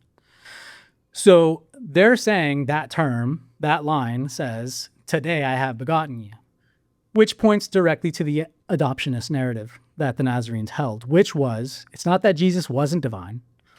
It's not that he's not the Son of God. It's that he is not pre-existent. He wasn't always there. The idea of him was there through the messianic lineage of the prophets and through the fulfillment of the Davidic prophecy, right? The branch shall come out from the stump of Jesse, the root. That's a prophecy about Jesus in the Davidic lineage. It points right to adoptionism, that God, or that Jesus, was begotten upon the baptism. That's when he came into his divinity. That's when he became the Son of God. And even in the narrative, it doesn't have the dove sitting above. It says that the dove enters him. Because what? The dove is the representation of the Holy Spirit. Mm-hmm. The Holy Spirit enters him, and then he hears the voice, "Today I have begotten you." That's the whole adoptionist perspective. It's just the word is demonized. You can call it whatever you want. For the earliest Christians believe that he became the Messiah upon the baptism. With that being said, that doesn't remove a divinity claim. What that divinity is, sure, you could say that, for me, I wouldn't go as far as to say that Jesus is claiming to be God, which is why I would also say I do believe in I could believe in a resurrection narrative, just not the Nicene one, because I believe it's in the Ascents of James, there's a story there where basically after Jesus is crucified, his brother James takes a vow to not eat until the Lord returns. And it says that Jesus appeared to James and I believe Joseph's brother, so their uncle, on the road to Damascus, if I'm not mistaken. So Jesus sits at the table with them shortly after, and he hands bread to James and says, "Now you may eat, brother." And James breaks his fast. So there is a resurrection account that we can find in the Ascents of James, preserved through the church fathers. In regards to the canonical resurrection narrative of the 5,000, that only lives in the mouth of Paul. So we don't have a historical data point for that. Did he talk to those witnesses? Do we have testimony of those 5,000? We just know what Paul said. Mm-hmm. That's all we know. And we have to believe that one guy. And we have to believe that one guy. And the entire New Testament is a lot of Paul, right? And we see a lot of opposite. And I don't want to go too far, and I'm not going to touch Paul today, but that's a whole nother rabbit hole. But it is, it's something to look at in the sense that there is this opposing doctrine running straight through the canon. Okay. In the beginning was the Word, and the Word was with God, and the Word was God. Yeah. Was it in then? The idea there is the church said the Word is Jesus. Yeah, the church is saying Jesus is the Word because he's the embodiment of Scripture. So if the Word was God, the Word is the Bible then, right? To them, to the church. Right. Right? Right. So this is the one question that was I can't fathom it. I can't acknowledge it. How come the Word was with God and the Word was God in the beginning? What do you mean? Because it's laying the foundation for the prophecy. You can say that the idea of Jesus is eternal and pre-existent. It's just the claim that he himself was pre-existent, that he was sitting in this heavenly realm since the beginning, and with God at his right hand. Through Jesus. And he came down and became man. And even he created everything. God the Father created everything through Jesus. Correct. Why would he use Jesus then? The through Jesus component is, again, Jesus coming to that realization through becoming the Messiah that you too can do and achieve what he's achieved, right? Because he says the kingdom of heaven is already here, and it's within you. Within you. It's not a complicated concept when you really look at it. If the kingdom of heaven is within you, he's not just saying you're just like this walking temple, of holiness. He's saying what you're trying to get to, because doctrinally, You're trying to receive salvation to get to heaven. So if he's saying that that kingdom that you're pursuing is already in you, then somewhere you dropped the ball. You missed it. You missed the mark, right? In the sense that he's saying it's already here. You're looking, but it's already in front of you. Okay, so the idea of him being this pre-existent being, it's just not supported in the earliest writings and attestations of Christian history. It's just not. You see this kind of developing. I want to say in the second century, second or third century is kind of the first time we see that doctrine. And I believe either Tertullian or Tertullian coined the term Trinity, if I'm not mistaken, and Marcion coined the term New Testament. So we get these ideas showing up later, right? And we all know from scholarship on both sides of the aisle that I believe 7 of the epistles of Paul are a forgery. So there's only 6 that they're really talking about here. 7 of them they consider a forgery. That's Christian scholars and atheist scholars on both sides of the aisle. So if we can deduce that already, why not just keep going, right? There's more to this narrative. So I'm not trying to be like this blasphemous person who follows Jesus. I know it tickles people in a weird way, but I'm just saying, like, This is not what they're hearing in the church. they're not hearing, and when I'm saying this too, they're not hearing like what we're trying to say. Because like Cam, for example, gets labeled as this vegan heretic who's this new ager. But he's actually never said anything that's new agey or heretical. At least not in the eyes of Yeshua and what he taught. And the patristics. Yeah, Jesus is still in the center. 100%. And not only that, I would say he brings a significantly stronger case of scholarship than anyone in an evangelical apologetic circle will claim to admit. Because the proofs are overwhelming. They're overwhelming in that sense. The infallibility of Scripture, it's not a fringe idea anymore. In seminary, you're taught that. So it's like it's almost, I don't want to use the word cult. It's like It is though. It's a group is a think cult. tank. It It's is a a group think tank of manipulation that really, really took over America during the Boomer era. You know, with the Rapture, and then all the media that came through, and then the movies that produced the Rapture, and the Rapture is like an extremely new modernization of theology. It's nowhere in the earliest writings. It's just, you're not going to find it. They're using one line of Paul where he says they will be caught up. And that's where they get the whole doctrine of the rapture. Yeah, when you ask them to describe the Holy Trinity, they're like, Pre-trib, post-trib, mid-trib. I'm like, there's no so complicated. Yeah, it ain't. It's just not that. And so you can get into the weeds of doctrine, but again, at the end of the day, what we're really trying to hang our hat on here, or what I'm trying to hang my hat on here, is every claim Cam made, and to support that, besides those proofs, you can use the inversion of Kabbalah to show you the other side of it. What does the darkness look like, right? For anyone who's studied the occult, for anyone who's been in it, I was a New Ager for about 6 to 7 years of my life, heavily, because I rejected all faith. I grew up Catholic, and usually when people are cradle Catholics, they go one of both ways. So I rejected the church hard. And I was agnostic most of my life, had a troubled youth. And when I came back to the faith, it was when I was coming out of New Age, because I had spent so much time there, and I just was rejecting Jesus, and I was looking for something bigger.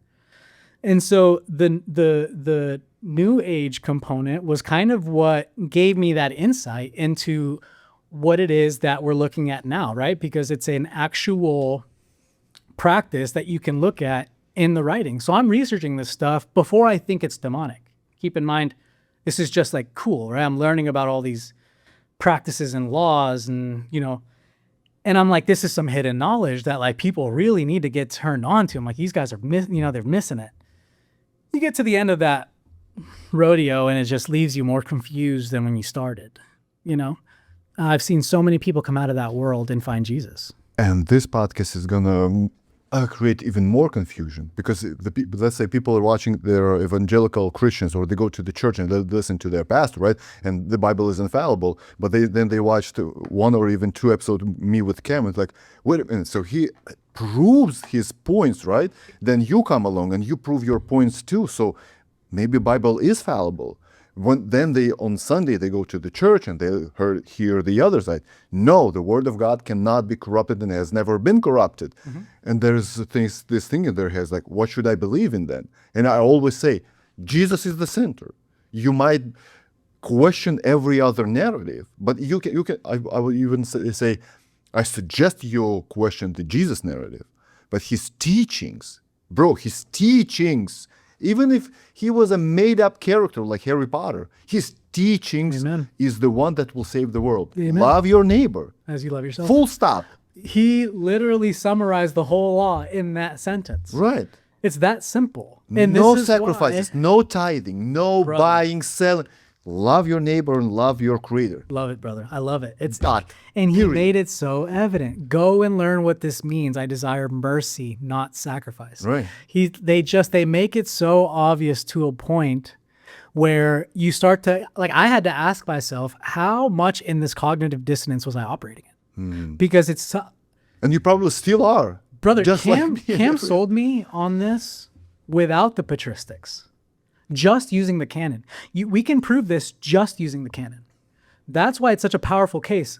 So when people say that either he's not representing it properly or whatever, what we're trying to imply here is that whether we're using sources from a secular perspective of Rome or we're using the perspective of the Syrians or the Jews or the Muslims, there's a thread of this everywhere you look, And so, again, we're really just trying to make the point that it's not like a scathing rebuke. It's like we're trying to bring you closer to Jesus. If anything, that should make you want it more, that you really get to know who he was and why he was condemned. Like, that should be, if that's who you follow. I made this point in my Jesus documentary. If Jesus is the reason why you do what you do, if he's the basis for your faith, then who he was and what he taught and what he stood for should be of paramount importance. It should be the most important thing for you to understand and research.